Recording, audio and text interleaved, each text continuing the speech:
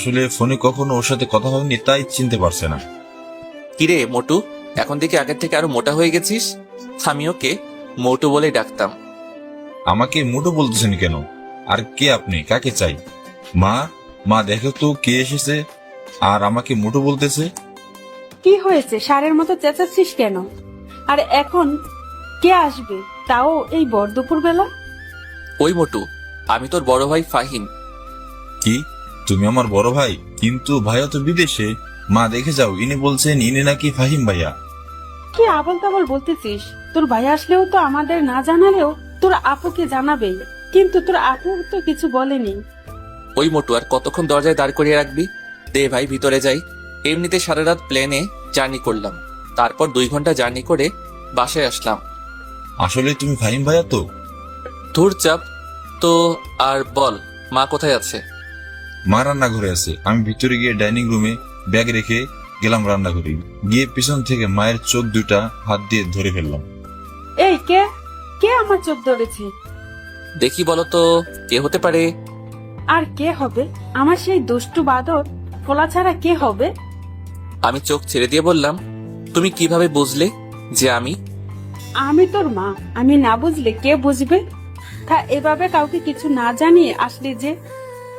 Last সপ্তাহে graduation complete হয়ে তাই চলে এলাম, আর সারপ্রাইজ দিব বলে কাউকে জানাইনি। আচ্ছা যা, গিয়ে ফ্রেশ হয়ে খেতে আয়, আমি খাবার রেডি করছি। আর তোর বাবাকে কল করে আসতে বলছি। আচ্ছা বলে ফ্রেশ হতে চলে গেলাম। ফ্রেশ হয়ে খাবার টেবিলে চলে এলাম। এসে দেখি বাবাও চলে এসেছে। আমাকে দেখে বাবা বলল, তা সায়েন্টিস্ট দেশেই কি গবেষণা করবেন নাকি আবার আমেরিকা চলে যাবেন? এটা কি হচ্ছে? আসতে না আসতেই যাবার কথা বলতেছো? আরে এমনিতেই বলতেছিলাম। আমেরিকার একটা গবেষণাগার থেকে অ্যাপয়েন্টমেন্ট এসেছে, ভাবতেছি কি করা যায়। তা বাবা, এখন তোমার শরীরটা কেমন আছে? এতদিন ভালো ছিলাম না, এখন তুই চলে এসেছিস তাই তোকে দেখে আগের চেয়ে ভালো হয়ে গেছি। তুই কেমন আছিস তা না বলেই আগে কাজের কথা জিজ্ঞাসা করে ফেললাম। আরে এটা তেমন কিছুই না, ভাবতেছিলাম বিকেলে একটু বের হব, কারণ অনেক বছর পর দেশে এলাম, তাই নিজের এলাকাটাকে আবার নতুন করে দেখব। আজকে না, কালকে যেও সকালে। আজকে এমনিতেও অনেক জার্নি করে এসেছো। আচ্ছা ঠিক আছে। কথা বলতে বলতে দুপুরের খাবার শেষ, তারপর বিছানা ছেড়ে উঠে ফ্রেশ হয়ে নিচে নামলাম। তখন মা এসে নাস্তা করতে দিল। তখন শিওর হলাম যে এখন সন্ধ্যা। তারপর নাস্তা করে বের হলাম। অনেক বছর পর সেই চিরচেনা শহরে বের হলাম। এখানের অনেক কিছুই পরিবর্তন হয়েছে। আমার ছোটবেলার অনেক বন্ধুরা এখনো এখানেই থাকে, কিন্তু শহরের অনেক পরিবর্তন হওয়ায় তাদের ঠিকানা খুঁজে পাচ্ছি না। তাই আর আজকে কারোর সাথে দেখা করতে যাব না। কিছুক্ষণ ঘোরাঘুরি করে বাসায় চলে এলাম। ভাবতেছি আবার যাওয়ার আগে পর্যন্ত বাবার ব্যবসা দেখাশোনা করব। তাই রাতে খাবার টেবিলে বাবাকে বললাম, বাবা, ভাবতেছি আমিও কাল থেকে অফিস যাব, যতদিন দেশে আছি। আজকে তো মাত্র দেশে আসলি আর কাল থেকে অফিসে জয়েন করার কথা বলতেছিস? তো কি হয়েছে, এমনিতেও বাসায় একা একা ভালো লাগে না। ভালো না লাগলে বিয়ে করে ফেল, লেখাপড়া শেষ করে ফেলবি, আর ভালো একটা চাকরিও পেয়েছিস। মা, আমি আসতে না আসতে তুমি আবার বিয়ের জন্য উঠে পড়েছো। এমন করলে কিন্তু আমি আগামী সপ্তাহেই চলে যাব। আরে থাক না, কিছুদিন যাক, তারপর না হয় এই বিষয়ে আলোচনা করা যাবে। তা ফাহিম, সেখানে কি তোর কোনো পছন্দের কেউ আছে নাকি? যদি থাকে তাহলে আমাদের ঝামেলাটা কমে যাবে। ধুর, আমি থাকবোই না এখানে, আগামী সপ্তাহেই চলে যাব। আসলেই কি তুই চলে যাবি? আচ্ছা ভাইয়া, তুমি বিদেশ থেকে কি কি এনেছো সেগুলো তো দেখালে না, আর আমাকে দিলেও না। যা, ভুলে গেছিলাম, খাওয়া শেষ করে দিচ্ছি। এভাবে কথা বলতে বলতে খাবার খেয়ে নিলাম। তারপর সবাইকে বললাম আমার রুমে আসতে।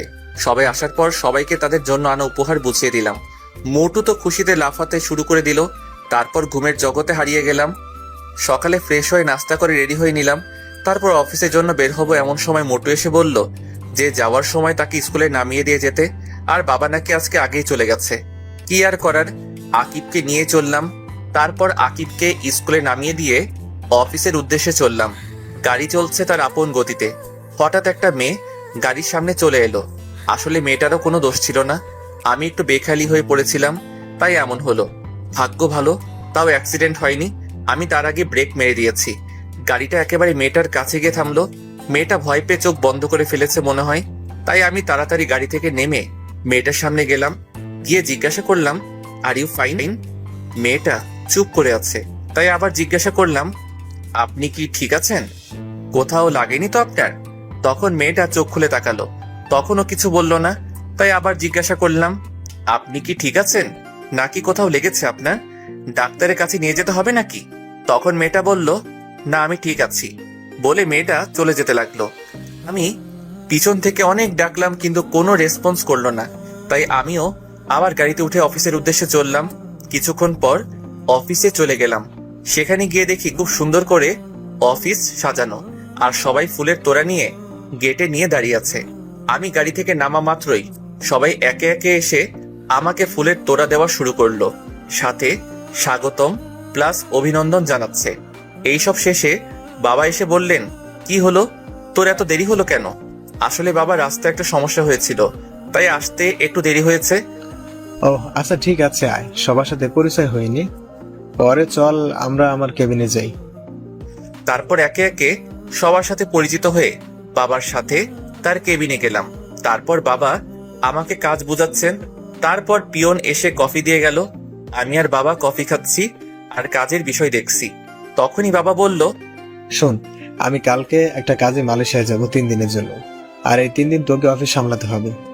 আচ্ছা তা না হয় হবে, কিন্তু কি কাজে যাবে তা তো বলো। আর এই 3 দিন কোনো মিটিং কি আছে নাকি? অফিসের কাজে যাব, আর কালকে 3টায় মিটিং আছে, আর বাকি সব তোকে ম্যানেজার বুঝিয়ে দিবে। আর মিটিংয়ে উনি তোর সাথেই থাকবেন। তোর যদি কোনো সমস্যা হয় তাহলে ওনাকে বলবি, উনি তোকে সব রকম সাহায্য করবেন। এইভাবে বাবা ছেলে কাজের ব্যাপারে কথা বলতে বলতে লাঞ্চের টাইম হয়ে গেল। তাই ক্যান্টিনে গিয়ে লাঞ্চ করে নিলাম। আমাদের ক্যান্টিনে দেখে সবাই অবাক হয়ে গেল। আসলে বাবা বলেছিল রেস্টুরেন্টে গিয়ে লাঞ্চ করতে, কিন্তু আমি বললাম ক্যান্টিনে যেতে। আমার সাধারণ মানুষের মতো চলাফেরা করতেই ভালো লাগে। তাই সবাইকে বললাম, কি হলো, আপনারা লাঞ্চ করা বন্ধ করে দিলেন কেন? সবাই যার যার মতো লাঞ্চ করে কাজে যান। আসলে স্যার, আপনি আমাদের সাথে ক্যান্টিনে বসে খাবেন, তাই একটু অবাক হলাম। অবাক হবার কিছুই নেই, আমিও আপনাদের মতোই একজন মানুষ। তাই সবাই নিজেদের মতো লাঞ্চ করে নিজেদের কাজে ফিরে যান। তারপর বাবা আর আমি লাঞ্চ করে কেবিনে চলে গেলাম। তারপর আবার কাজ করা শুরু করলাম। কখন যে সন্ধ্যা হয়ে গেল তা বুঝতেই পারলাম না। হঠাৎ ফোনটা চিল্লানি শুরু করে দিল। তাই ফোন উঠাইলাম। উঠাইয়া দেখি মা কল দিয়েছে, তাই কল রিসিভ করলাম। পরে মা বলল, কি রে, বাসায় কি আজকে আর আসবি না? মার কথা শুনে আমি ঘড়ির দিকে তাকালাম। তাকিয়ে দেখি 6টা বেজে গেছে। আমি মাকে আসছি বলে কল কেটে দিলাম।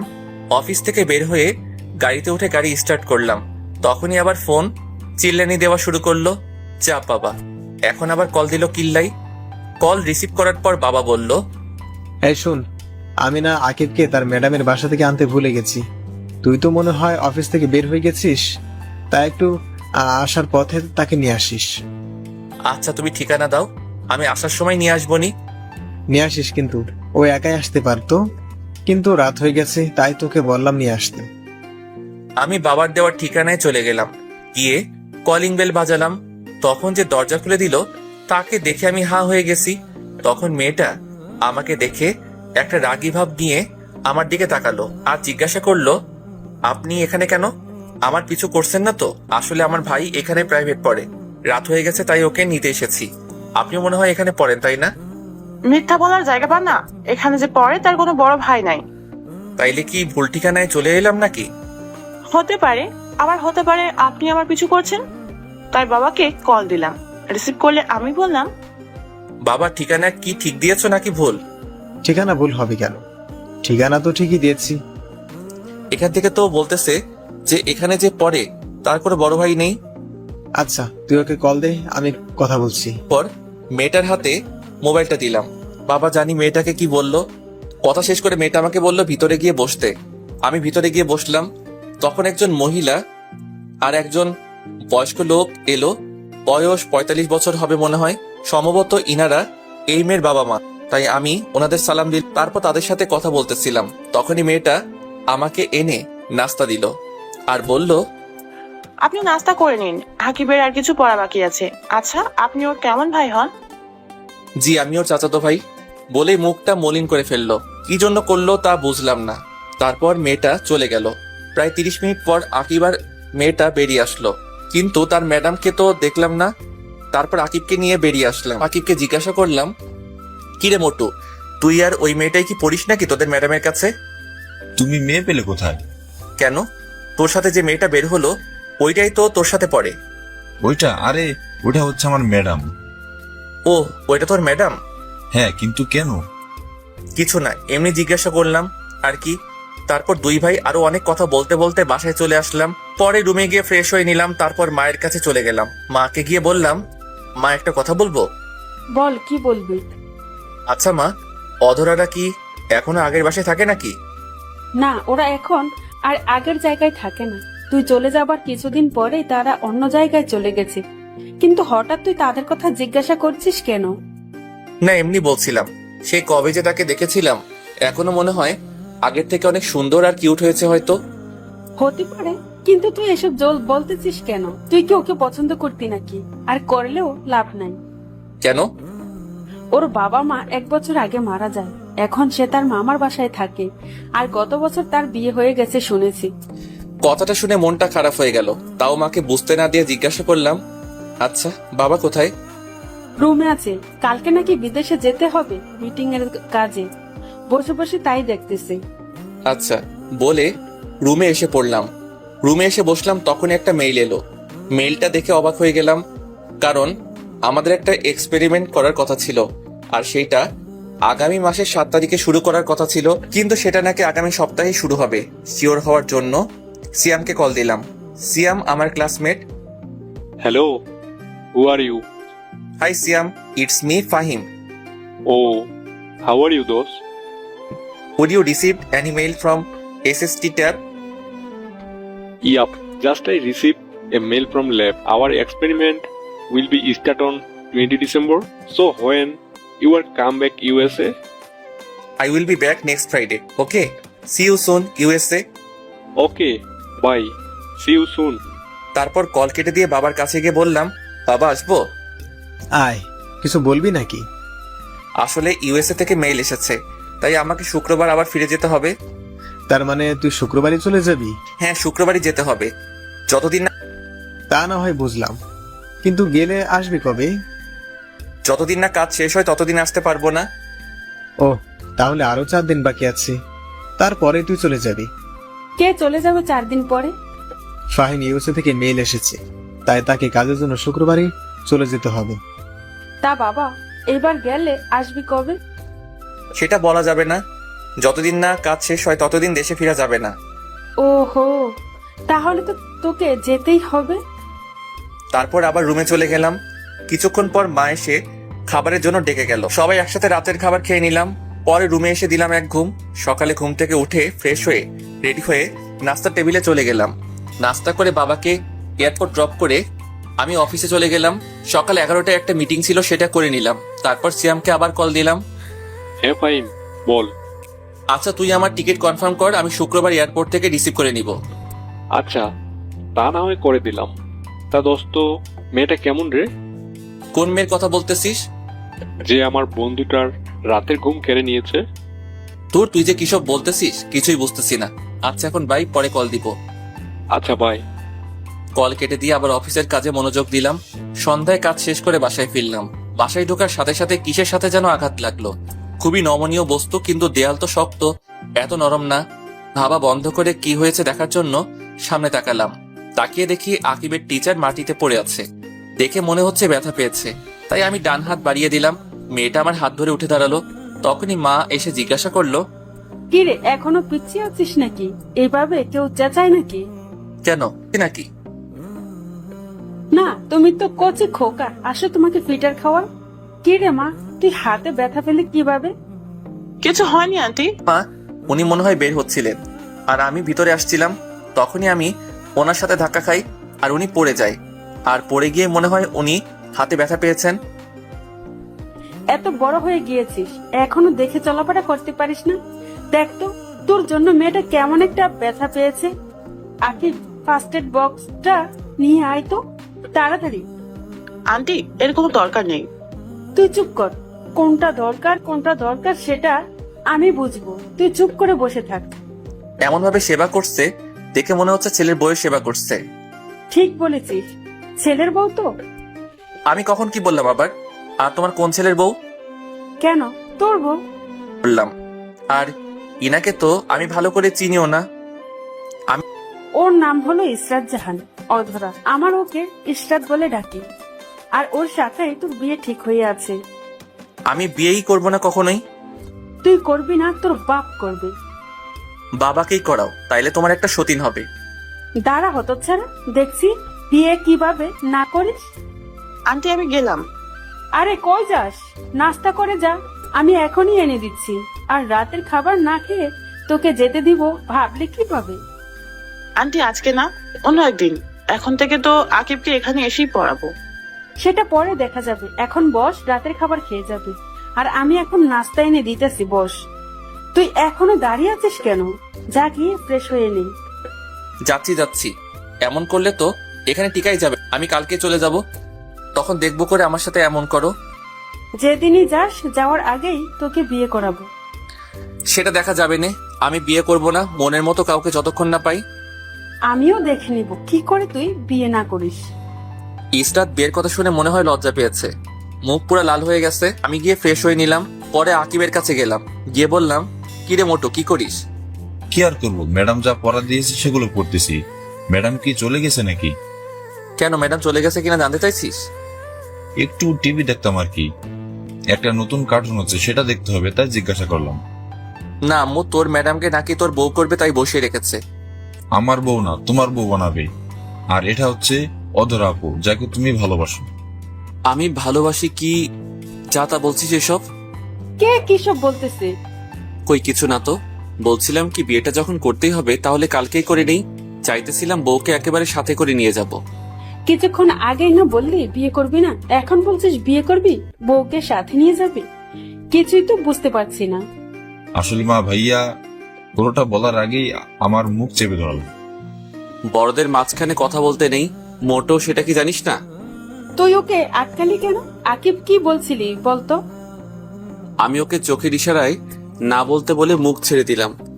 কিছু না মা, আসলে ভাইয়া চাইছিল চলে যাবে, আর তুমিও তো বললে ভাইয়াকে যেভাবে হোক বিয়ে করাবে, তাই।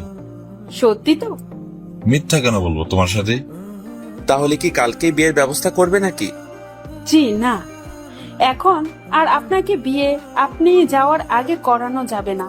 আগে আমাকে জানতে হবে কি জন্য এই সময়ের মধ্যে আপনি রাজি হয়ে গেছেন।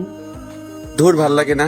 আমি কালকে চলে যাব বলে সিয়ামকে কল দিলাম। হেই সিয়াম, listen, I will be back on first flight tomorrow. So you confirm the ticket and let me know. Okay, I will let you know by cutting the trick.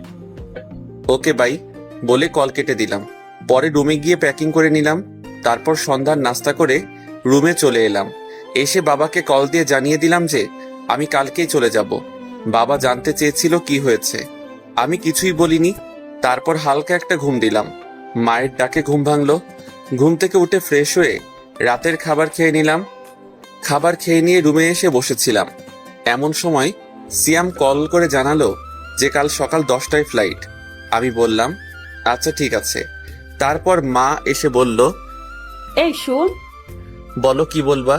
আর একটা কথা, কালকে সকালে আমি চলে যাব, 6টায় বাসা থেকে বের হব। সত্যি তুই চলে যাবি? তা গেলে যাবি, তাতে কার কি আসে যায়। যা বলতে এসেছিলাম, আকিবের ম্যাডামকে বাসায় দিয়ে আয়। অনেক রাত হয়ে গেছে, তার উপর একটা মেয়ে এসে রাস্তায় যদি কিছু হয়ে যায়, তাই তুই তাকে বাসা পর্যন্ত দিয়ে আয়। আমি যেতে পারবো না, ড্রাইভারকে বলো দিয়ে আসতে।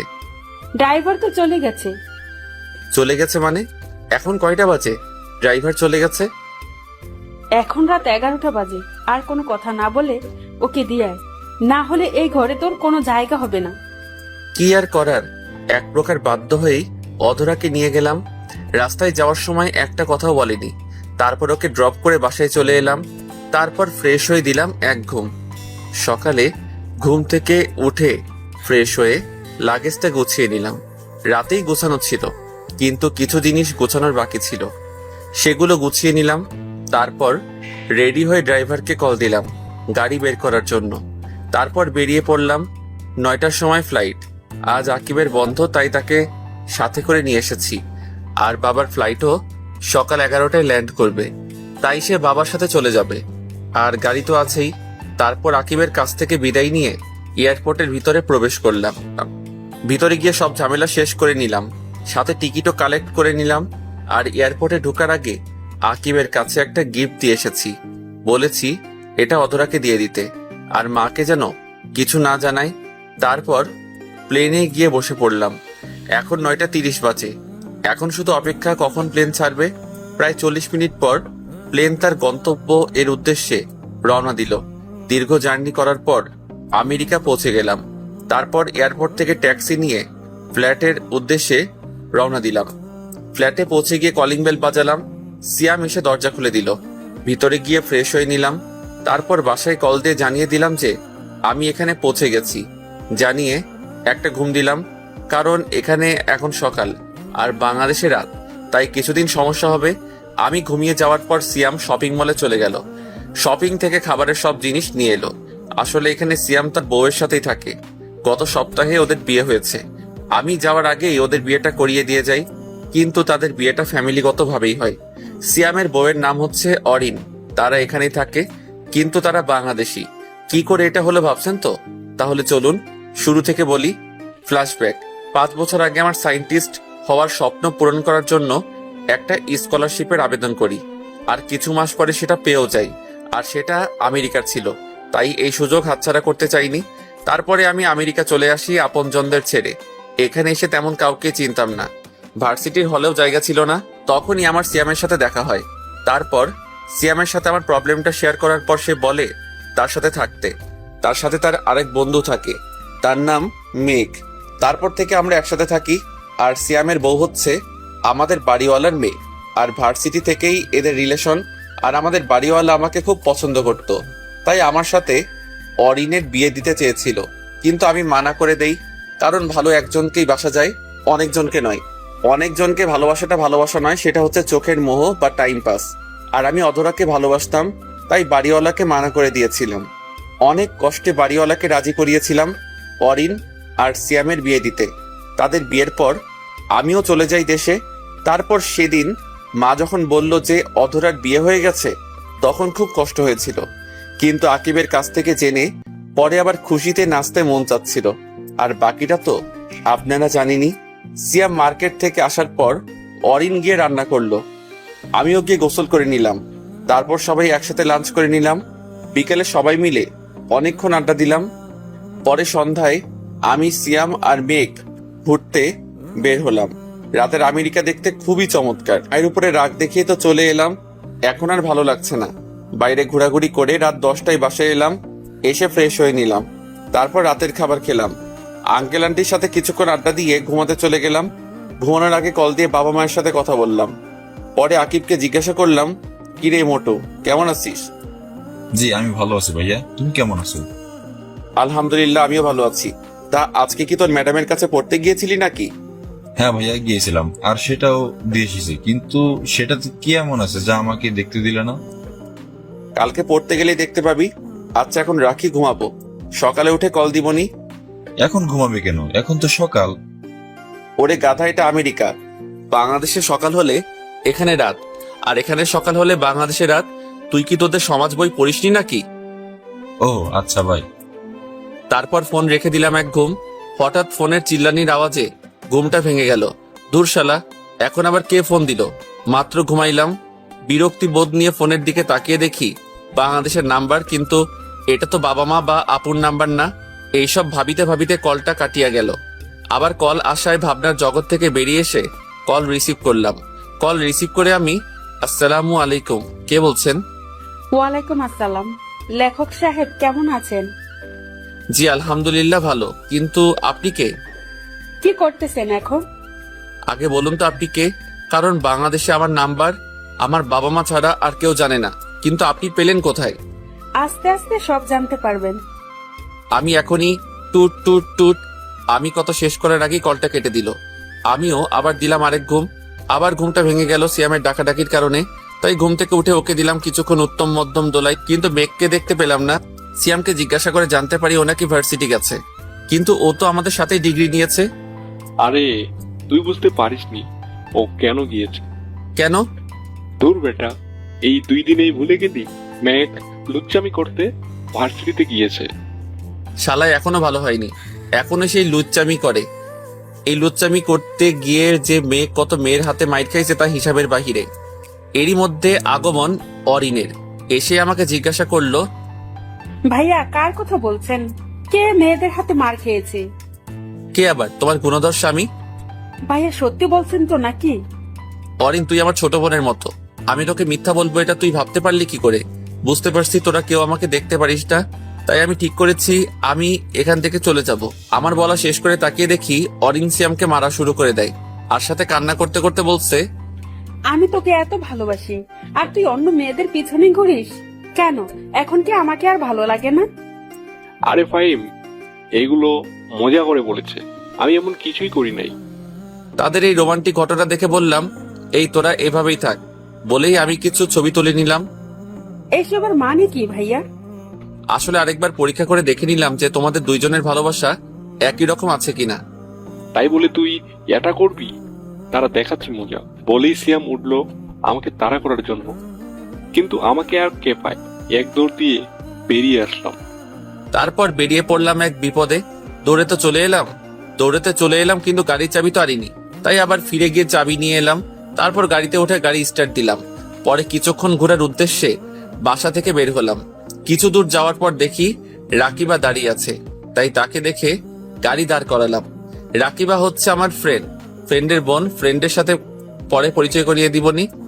তারপর গাড়ি থেকে রাকিবার কাছে গিয়ে জিজ্ঞাসা করলাম, হেই রাকিবা, কেমন আছো? আরে তুমি এখানে? আমি ভালো আছি। তা ফিরলি কবে? এই তো গতকাল রাতে। তা এখানে কি করো? এই তো একটু বের হচ্ছিলাম, এখন বাসা যাব। তা এত তাড়াতাড়ি ফিরে আসলে যে? এখানে একটা কাজ পড়েছে তাই চলে এসেছি। তা এখানেই থাকার চিন্তা করেছো নাকি? না, এখানে থাকার কোনো প্ল্যান নাই। 6 মাসের একটা কাজ আছে, সেটা শেষ হলেই চলে যাব। তা বিয়ে করবে না নাকি সারা জীবন সিঙ্গেলই থাকবা? করবো বলতে বিয়ে তো করেই ফেলেছি আরো 5 বছর আগে। মানে? আপনারা বুঝতে পারেন নাই, সেটা আমি না বলে বুঝবেন কি করে? তাহলে চলুন বলি। আসলে এখানে আসার আগেই আমার আর অধরার বিয়ে দিয়ে দিয়েছিল আমাদের পরিবার, কিন্তু সেটা আমি আর অধরা জানতাম না। যেদিন বাসায় যাই সেদিনই জানতে পারি বাবার থেকে যে আমার আর অধরার আগে বিয়ে হয়ে গেছে। শুধু আমার সেটেল হওয়ার জন্য আগে আমাদের জানাই নাই।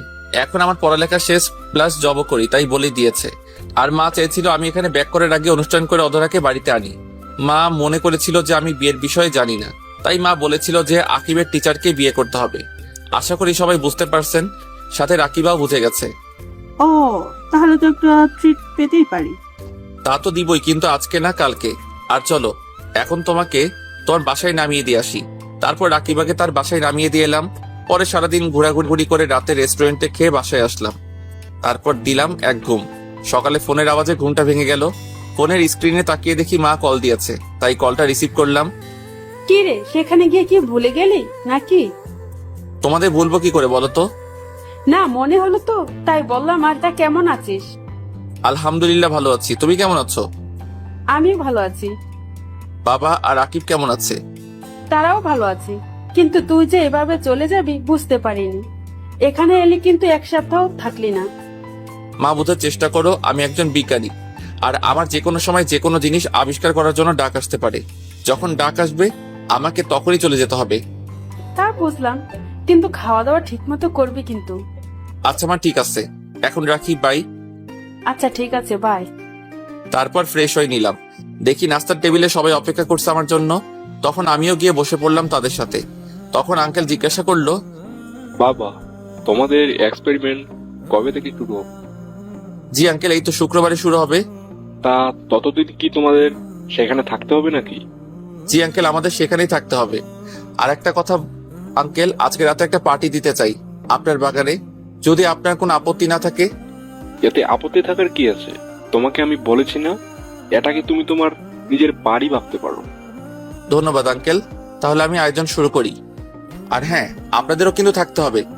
তা না হয় থাকবো, কিন্তু পার্টিটা কিসের সেটা তো বলো। সেটা সারপ্রাইজ। আচ্ছা বাবা, তাহলে থাক। আর দরকার পড়লে বলিও, আমরাও তোমাকে সাহায্য করব। তা তো করতেই হবে, সব রান্না আন্টি আর অরিনকেই করতে হবে। কি, আমাকে রান্না করতে হবে? জি ম্যাডাম, করতে হবে। আচ্ছা ঠিক আছে, কিন্তু কয়জন আসবে? বেশি না, আমরা যতজন বন্ধু আছি তারাই, আর তাদের সাথে শুধু সাব্বিরের বোন আসবে। আর শুনো, সব কিন্তু বাঙালি খাবার রান্না করতে হবে। ও, তাহলে তো কোনো ব্যাপারই না। ঠিক আছে, বাঙালি রান্নাই করব। তাহলে আমি ইভেন্ট ম্যানেজমেন্টের লোকের সাথে কথা বলতেছি, আর সিয়াম তুই সবাইকে কল করে জানিয়ে দে। আচ্ছা। তারপর আমি ইভেন্ট ম্যানেজমেন্টের লোকদের কল করে আসতে বললাম। কিছুক্ষণ পর এসে তারা তাদের কাজ শুরু করে দিল, আর সন্ধ্যা পর্যন্ত তারা তাদের কাজ করলো। তারপর একে একে সবাই আসা শুরু করলো, আর আমি গিয়ে সবার সাথে কুশল বিনিময় করে নিলাম। তখন সবার মুখেই শুধু একটাই কথা, সারপ্রাইজটা কি? তখন আমি বললাম, অ্যাটেনশন গাইস, অপেক্ষার প্রহর শেষ। জানি আপনারা সবাই অধীর আগ্রহে আছেন যে কি কারণে আজকের এই পার্টিটা। হ্যাঁ, আমরা সবাই জানতে আগ্রহী, তাড়াতাড়ি বলো। আজকের পার্টিটা হচ্ছে আমার বিয়ে উপলক্ষে। কি, তোর বিয়ে? হ্যাঁ রে দোস্ত, এটা আমার বিয়ের পার্টি। আর বিয়েটা আমাদের কাজ শেষ হলেই হবে। তারপর সবাই আগ্রহী হয়ে গেল মেয়েটাকে তা জানার জন্য। আমি সবাইকে বলে দিলাম যে বিয়ের সময়ই তারা তাকে দেখতে পাবে। তখন সিয়াম বলল, দূর বেটা, এখন নাম বললে কি এমন হয়ে যাবে? বিয়ের দিন নাম জানলে কি এমন হয়ে যাবে? তারপর সবাই মিলে পার্টিতে অনেক মজা করলাম। পরে সবাইকে বিদায় জানিয়ে চলে এলাম। তারপর দিলাম এক ঘুম। সকালে ঘুম থেকে উঠে বাসায় কল দিলাম, কারণ গতকাল রাতে পার্টির জন্য কল দেওয়া হয়নি, তাই এখন দিলাম। হ্যালো মা, কেমন আছো? ভালো আছি, তুই কেমন আছিস? আলহামদুলিল্লাহ ভালো আছি। কি করো? এই তো 10টা বাজে, এখন ডিনার করব। আচ্ছা ভাই, তাহলে তোমরা ডিনার করে নাও। আচ্ছা বাই। কল কেটে গিয়ে ফ্রেশ হয়ে নিলাম। সকালে নাস্তা করতে যাব এমন সময় কল এলো। ফোনটা হাতে নিয়ে দেখি সেই অপরিচিতা মেয়ে, তাই কলটা রিসিভ করলাম না। নাস্তা করতে চলে গেলাম। নাস্তা করে এসে দেখি 20টা মিসড কল। চেক করে দেখি সবগুলোই ওই অপরিচিতা মেয়েটা দিয়েছে। দেখতে দেখতে আবার মেয়েটা কল দিল, তাই রিসিভ করলাম। তখন মেয়েটা বলল, ওই, আপনি নিজেকে কি মনে করেন? হ্যাঁ, আমি নিজেকে অনেক কিছুই মনে করি, কিন্তু আপনি কান্না করছেন কেন? জানেন আমি কতটা চিন্তা করছিলাম, আপনি কল ধরছিলেন না বলে। আপনি কেন আমার জন্য চিন্তা করবেন? টুট টুট টুট। কলটা কেটে দিল কোনো উত্তর না দিয়ে। চিন্তায় পড়ে গেলাম, কে এই মেয়েটা, আর কল করে কি সব বকলো। তখনই সিয়াম এসে বল, ফাহিম, চল ঘুরতে যাই। বিয়ের পরেও এখনো পর্যন্ত আমরা একদিনও ঘুরতে যাইনি। আজকে ভালো লাগছে না, আমি যাব না, তোরাই গিয়ে ঘুরে আয়। আমাদের সাথে চল, ঘুরলে তোর মন ভালো হয়ে যাবে। আমি আর অরিন নিচে অপেক্ষা করছি, 5 মিনিটের মধ্যে নিচে চলে আয়। বলে সিয়াম চলে গেল। আমিও বাধ্য হয়ে রেডি হয়ে নিচে চলে গেলাম। আমি গাড়ি চালাইনি, সিয়ামই ড্রাইভ করেছে, আর তার পাশের সিটে অরিন বসেছিল। তারপর সারাদিন আমরা বিভিন্ন জায়গায় ঘুরলাম। রাতে বাইরে থেকে খেয়ে এসেছিলাম, তাই ফ্রেশ হয়ে ঘুমিয়ে গেলাম। এইভাবে দিন কাটতে লাগলো। সেদিনের পর থেকে মেয়েটা আর কল দেয়নি। আমিও সেটা নিয়ে মাথা ঘামাইনি, কিন্তু একটা জিনিস ভেবে অবাক হচ্ছি, আমি কল না ধরাই সেদিন কান্না করলো কিল্লাই। সিয়ামের ডাকে ভাবনার জগৎ থেকে বের হলাম। তারপর সিয়ামের সাথে শপিং করতে গেলাম। কাল থেকে এক্সপেরিমেন্ট শুরু হবে। যতদিন লাগে এক্সপেরিমেন্ট শেষ হতে ততদিন সেখানে থাকতে হবে, আর ততদিন কারোর সাথে যোগাযোগ করা যাবে না।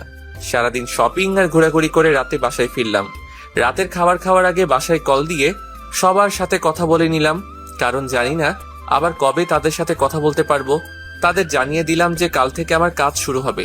তারপর কথা শেষ করে খেয়ে দিলাম এক ঘুম। সকালে ঘুম থেকে উঠে ফ্রেশ হয়ে নিলাম। আজকে আমি খুব খুশি, আজকে আমি আমার কর্মজীবনে পা দিব। তারপর গিয়ে নাস্তা করে নিলাম। ফোনটা বন্ধ করে বাসায় রেখে নিলাম, কারণ সেখানে আমি সবাইকে বলে দিয়েছি কেউ যেন ফোন নিয়ে না যায়। আমি চাই যত তাড়াতাড়ি সম্ভব কাজটা শেষ করতে, প্লাস সবাই যেন শুধু কাজেই মনোযোগ দেয়, কারণ কাজটা খুব ইম্পর্টেন্ট। একটু ভুল হলে সব শেষ। তারপর আমি, সিয়াম আর অরিন বেরিয়ে পড়লাম এসএসটি ল্যাবের উদ্দেশ্যে। ল্যাব থেকেই গাড়ি পাঠানো হয়েছিল। গাড়িতে উঠে দেখি শান্ত প্লাস আমার বাকি বন্ধুরাও আছে। আসলে এই প্রজেক্টে শুধু আমরা বন্ধুরাই, আর সাথে কিছু আমেরিকার ফ্রেন্ড। তাদের সাথে কথা বলতে বলতে আমরা ল্যাবে পৌঁছে গেলাম। ল্যাবরেটরিটা অনেক বিশাল জায়গা নিয়ে বানানো। যখন এই প্রজেক্টের কাজের জন্য অফার পাই, তখনই এই ল্যাব ঘুরে দেখার জন্য আমন্ত্রণ জানিয়েছিল, কিন্তু দেশে যাওয়ার চক্করে আর ঘুরে দেখা হয়নি। ফ্রেশ হয়ে সম্পূর্ণ ল্যাব ঘুরে দেখলাম, তারপর নিজেদের কাজ বুঝে নিলাম। তারপর সারাদিন ল্যাব ঘুরে দেখলাম, রাতে খেয়ে যে যার রুমে গিয়ে ঘুমিয়ে পড়লাম, কারণ কাজ কালকে থেকে শুরু হবে। সকালে ঘুম থেকে উঠে ফ্রেশ হয়ে নাস্তা করে কাজে লেগে পড়লাম। 12টা পর্যন্ত কাজ করলাম। পরে গিয়ে গোসল করে দুপুরের খাবার খেয়ে নিলাম সবাই একসাথে। খেয়ে আবার এক্সপেরিমেন্টের কাজে লেগে পড়লাম। রাত 8টায় কাজ শেষ করে রাতের খাবার খেয়ে দিলাম এক ঘুম। এভাবেই কেটে গেল 6 মাস। এখন যদি কেউ আমাকে দেখে তাহলে নির্ঘাত পাগল বলবে, কারণ চুল দাড়ি সবই অনেক বড় বড় আছে। আজকে আমাদের এক্সপেরিমেন্টের শেষ ট্রায়াল হবে। যদি সফল হই তাহলে কালকে এখান থেকে মুক্তি পাবো। সকালে অনেকে আছেন যারা শুধু গল্প পড়েই চলে যান, তাদেরকে বলছি আপনাদের একটা লাইক ও একটা কমেন্ট আমাদের মতো লেখকদের উৎসাহ দিতে কাজ করে। সুতরাং অবশ্যই পড়া শেষ হলে একটা লাইক ও একটা কমেন্ট করবেন। মিস্টার ফাইম, আপনার টিম মিলে যে নতুন আবিষ্কারটা করেছেন সেটা সফল হোক, সেটার আপনাদের আমি অভিনন্দন জানাচ্ছি। আর কালকে আমি একটা চুক্তিপত্র পাঠাবো যেটাতে লেখা আছে যে আপনি এই প্রজেক্টটা আপনাদের দেশের পাশাপাশি নিজের দেশেও ব্যবহার করতে পারবেন। বাংলাতেই বললাম। ধন্যবাদ স্যার, আপনার থেকে কথাটা শুনে খুবই খুশি হলাম। আপনি আমাদের দেশের জন্য ভাবছেন, সেই জন্য আমরা আপনার কাছে কৃতজ্ঞ। তারপর ওনার সাথে কথা শেষ করে প্রজেক্টের ফাইনাল টেস্ট করলাম এবং সফল হলাম। তারপর সেটা নিয়ে আমেরিকার প্রেসিডেন্টের উদ্দেশ্যে রওনা দিলাম। গিয়ে দেখি তিনি প্রেস মিটিং এর আয়োজন করেছেন, তাই আমি সেখানে না গিয়ে সিয়ামকে আর আমাদের ওখান থেকে আমেরিকান এক ফ্রেন্ডকে পাঠাই। তারা গিয়ে প্রেসিডেন্টের সাথে প্রেস মিটিং এ অ্যাটেন্ড করে। সেখানে কনফারেন্স কলে আমাদের দেশের প্রধানমন্ত্রীও ছিলেন। তখন প্রেসিডেন্টের সামনে প্রজেক্টের প্রেজেন্টেশন করে দেখালো সিয়াম। তখনই বাঁধলো এক বিপদ। প্রেসিডেন্ট ও প্রধানমন্ত্রী আমাকে খোঁজা শুরু করে দিল। তখন সিয়াম আমাকে বলতে এলো, আমি তাকে বলে দিলাম যে প্রেসিডেন্টকে বুঝিয়ে বলতে যে আমি প্রেস মিট শেষে ওনার সাথে দেখা করব, কারণ আমার এত পাবলিসিটির দরকার নাই। আমি সব সময় সাধারণভাবে চলাফেরা করতে চাই। তারপর প্রেস মিট শেষে আমরা সবাই গিয়ে ওনার সাথে দেখা করলাম। উনি খুবই রাগ করলেন যে আমি কেন মিটিং এ ওনার সাথে আসিনি কেন। আমি অনেক বুঝিয়ে বললাম, তাও ইনি কিছুতেই কিছু মানতে রাজি না। শেষ পর্যন্ত রাজি হলো, তাও ওনার বাসায় আজকে রাতে ডিনার করলে। তখন আমি বললাম, আসলে স্যার আমি চাইছিলাম আজকে দেশে ফিরে যেতে, তাই আপনার সাথে ডিনারে অ্যাটেন্ড করতে পারবো না। সমস্যা নেই, তাহলে আজকে লাঞ্চ করবে আমার সাথে, এরপরে আর কোনো কথা বলবে না। আর ফ্লাইট নিয়ে তোমাদের চিন্তা করতেই হবে না, আমাদের দেশে এয়ারফোর্স গিয়ে তোমাকে দিয়ে আসবে। পিআর করার বাধ্য হয়ে রাজি হয়ে গেলাম।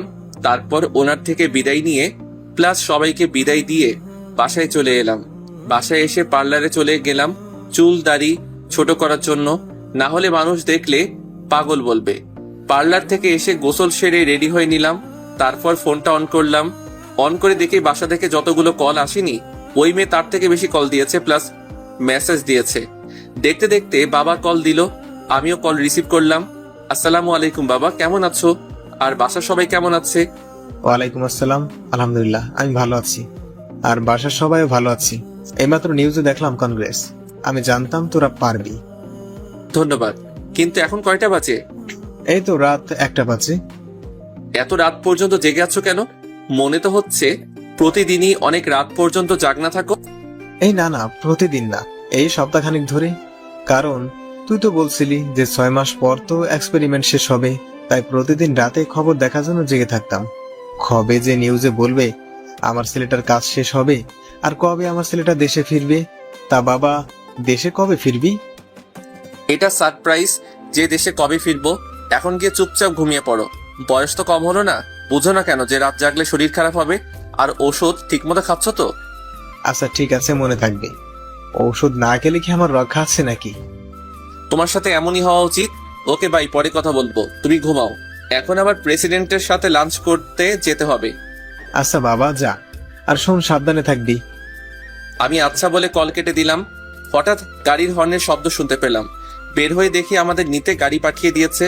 তারপর আমরা গিয়ে গাড়িতে উঠে বসলাম। গাড়ি চললো তার আপন গতিতে। কিছুক্ষণ পর আমরা প্রেসিডেন্টের বাংলোয় পৌঁছে গেলাম। সেখানে আমাদের ফুলের তোড়া দিয়ে আমন্ত্রণ জানানো হলো। তারপর সবাই একসাথে লাঞ্চ করে নিলাম। ও আপনাদের তো বলাই হয়নি, আমরা 10 জন মিলে টিম করে করে কাজ করেছিলাম প্রজেক্টটাতে। তারপর প্রেসিডেন্ট জানতে চাইলেন, তা ফাইন, সবাই তো বিয়ে করে ফেললো এখানে, শুধু তুমি ছাড়া। তা বিয়ে করার কি কোনো প্ল্যান নাই নাকি?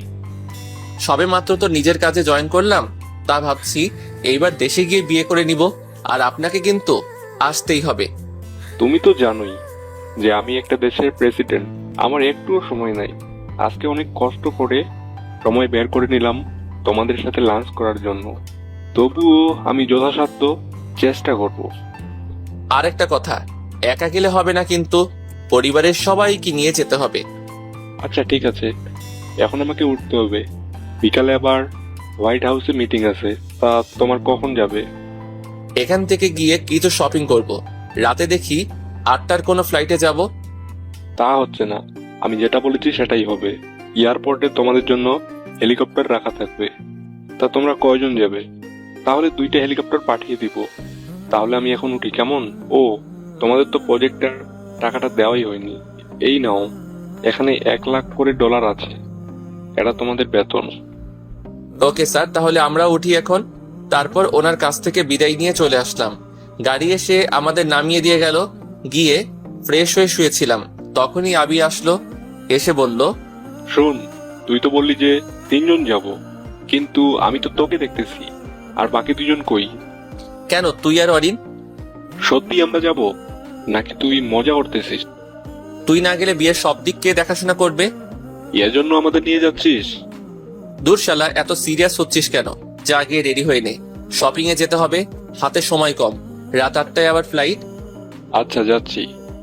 আর শোন, অরিনকেও সাথে নিয়ে নিস, আমি তো আবার মেয়েদের কাপড় কিনতে পারবো না। আচ্ছা ঠিক আছে। কিছুক্ষণ পর আমরা 3জনে বেরিয়ে পড়লাম শপিং এর উদ্দেশ্যে। শপিং করতে প্রায় ঘন্টা সময় লেগেছে। এখন 6:30 বাজে, তাই সুটকেস গুছিয়ে নিচ্ছি। যা কেনাকাটা করলাম সেগুলো একটাতে নিলাম, আর আমার কাপড় চোপড় একটাতে নিলাম। 7টায় বের হলাম এয়ারপোর্টের উদ্দেশ্যে, কারণ এখন রাস্তায় জ্যাম থাকতে পারে। 7:30 আমরা এয়ারপোর্টে পৌঁছে গেলাম। তারপর এয়ারপোর্টে ঝামেলা মিটিয়ে ভিতরে প্রবেশ করলাম। আমাদের লাগেজগুলো কুরিয়ারে দিয়ে দিলাম। তারপর এয়ারপোর্টের ভিতর একটা গাড়ি করে আমাদেরকে হেলিকপ্টার পর্যন্ত নিয়ে যাওয়া হলো। তারপর আমাদের জন্য রাখা হেলিকপ্টারগুলোতে আমরা উঠলাম। আমি একটাতে উঠলাম, আরেকটাতে আবির আর অরিন উঠেছিল। তারপর হেলিকপ্টার উড়াল দিল আমাদের নিয়ে। দীর্ঘ 18 ঘন্টা পর আমরা বাংলাদেশের মাটিতে নামলাম। তারপর পাইলটদের বিদায় দিয়ে এয়ারপোর্টে প্রবেশ করলাম। আমাদের লাগেজগুলো আগে এসে গিয়েছিল, তারপর সেগুলো কালেক্ট করে নিলাম। এয়ারপোর্টের কাজ সারতে আরো 1 ঘন্টা লেগে গেল। দুপুর হয়ে এসেছে এখানে। এয়ারপোর্ট থেকে বের হয়ে একটা গাড়ি নিলাম। গাড়ি নিয়ে বাসার উদ্দেশ্যে রওনা দিলাম। বাসায় যেতে 3 ঘন্টা লাগলো। ঢাকা শহরে এই জ্যাম একবার শুরু হলে শেষ হওয়ার নাম নেয় না, তাই যেতে এত সময় লাগলো। গাড়ির ভাড়া মিটিয়ে নিলাম। পরে কলিং বেল বাজালাম। মা এসে দরজা খুলে দিল। দরজা খোলার পর আমাকে দেখে এসে জড়িয়ে ধরলো। আমিও জড়িয়ে ধরে কান্না করে দিলাম। এই 6 মাসে একদিনও কথা বলতে পারিনি। তারপর মাকে আবির আর অরিনের সাথে আলাপ করিয়ে দিলাম। তারপর আমরা ভিতরে গেলাম, গিয়ে ফ্রেশ হয়ে নিলাম। রুমে গিয়ে আর আবিরদের গেস্ট রুমে দিয়ে আসলাম, আর বললাম ফ্রেশ হয়ে নিতে। নিচে এসে মাকে জিজ্ঞাসা করলাম, মা আকিব কই? ওকে দেখছি না যে। ও ওর ম্যাডামের বাসায় গেছে পড়তে, এখনো আসে নাই। আর তার উপরে ওর ম্যাডামও নাকি অসুস্থ। ও আচ্ছা, তা বাবা কি ওকে নিয়ে ফিরবে নাকি আমি গিয়ে নিয়ে আসবো? যাবে বলতেছিস যখন যা, বাইকেও নিয়ে আয় আর নিজের বউকেও দেখে আয়। হাজার হোক কিছুদিন অসুস্থ ছিল বলে কথা। মা তুমি আবার শুরু করলে? তারপর অরিন আর আবিরকেও বললাম চলতে। তাদের নিয়ে চললাম আকিবকে আনার উদ্দেশ্যে। গাড়িতে ওঠার পর আবির জিজ্ঞাসা করলো, কি রে, আমরা এখন কোথায় যাচ্ছি রে? কে আনতে? সে কোথায় থাকে রে? বাবা মায়ের সাথেই থাকে, এখন তাকে প্রাইভেট থেকে আনতে যাচ্ছি। আরো একটা কারণ আছে সেখানে যাওয়ার, কিন্তু সেটা সারপ্রাইজ।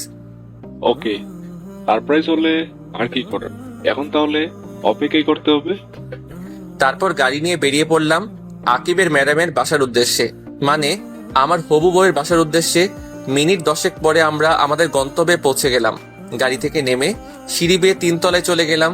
গিয়ে কলিং বেল বাজালাম। যিনি দরজা খুলে দিল ওনাকে দেখে পরিচিত মনে হলো না, তাই জিজ্ঞাসা করলাম। তিনি জানালেন যে অধরারা নাকি গত মাসে এখান থেকে চলে গেছে। তারপর তাদের নিয়ে একটা রেস্টুরেন্টে গিয়ে বসলাম। পরে মাকে কল করে বললাম, মা আকিবের টিচাররা কি বাসা চেঞ্জ করে ফেলেছে নাকি? এই দেখ, তোকে বলতেই ভুলে গেছি, আসলে তুই তাড়াহুড়ো করে চলে গেলি তাই বলতে পারিনি। তারা এখন তোর বাবার অফিসের সামনে যে নীল ভবনটা আছে না, ওইটার 3 তলায় থাকে, আর ওদের ফ্লোর নাম্বার হচ্ছে 8। তারপর মায়ের দেওয়া ঠিকানায় চলে গেলাম। গিয়ে কলিং বেল বাজাইলাম। অধরার মামি এসে দরজা খুলে দিল। আমি ওনাকে সালাম দিলাম। সালামের জবাব নিয়ে তিনি আমাদের ভিতরে বসতে বললেন। আমরাও ভিতরে গিয়ে বসলাম, কিন্তু আর কাউকে তো দেখতে পাচ্ছি না। তখন আন্টিকে জিজ্ঞাসা করলাম, আচ্ছা আন্টি, আকিবের কি পড়া শেষ হয়ে গেছে নাকি? তার পড়া তো কখনই শেষ হয়ে গেছে, তুমি আসবে বলে তাকে বসিয়ে রাখা হয়েছে। মনে হয় ওর ম্যাডামের সাথে গল্প করতেছে। তা বাবা, তোমার আসতে লেট হলো যে?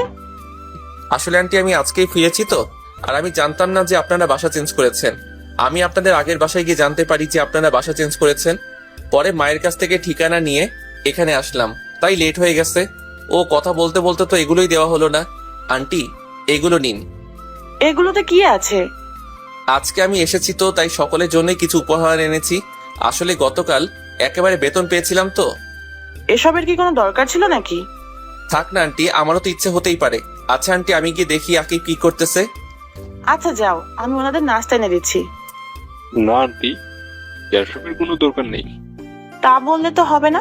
প্রথমত তোমরা প্রথমবার আমাদের বাসায় এসেছো, দ্বিতীয়ত তোমরা আমার ফ্রেন্ড, তাই কোনো না শুনিব না বলেই আন্টি তাদের জন্য নাস্তা আনিতে চলে গেল।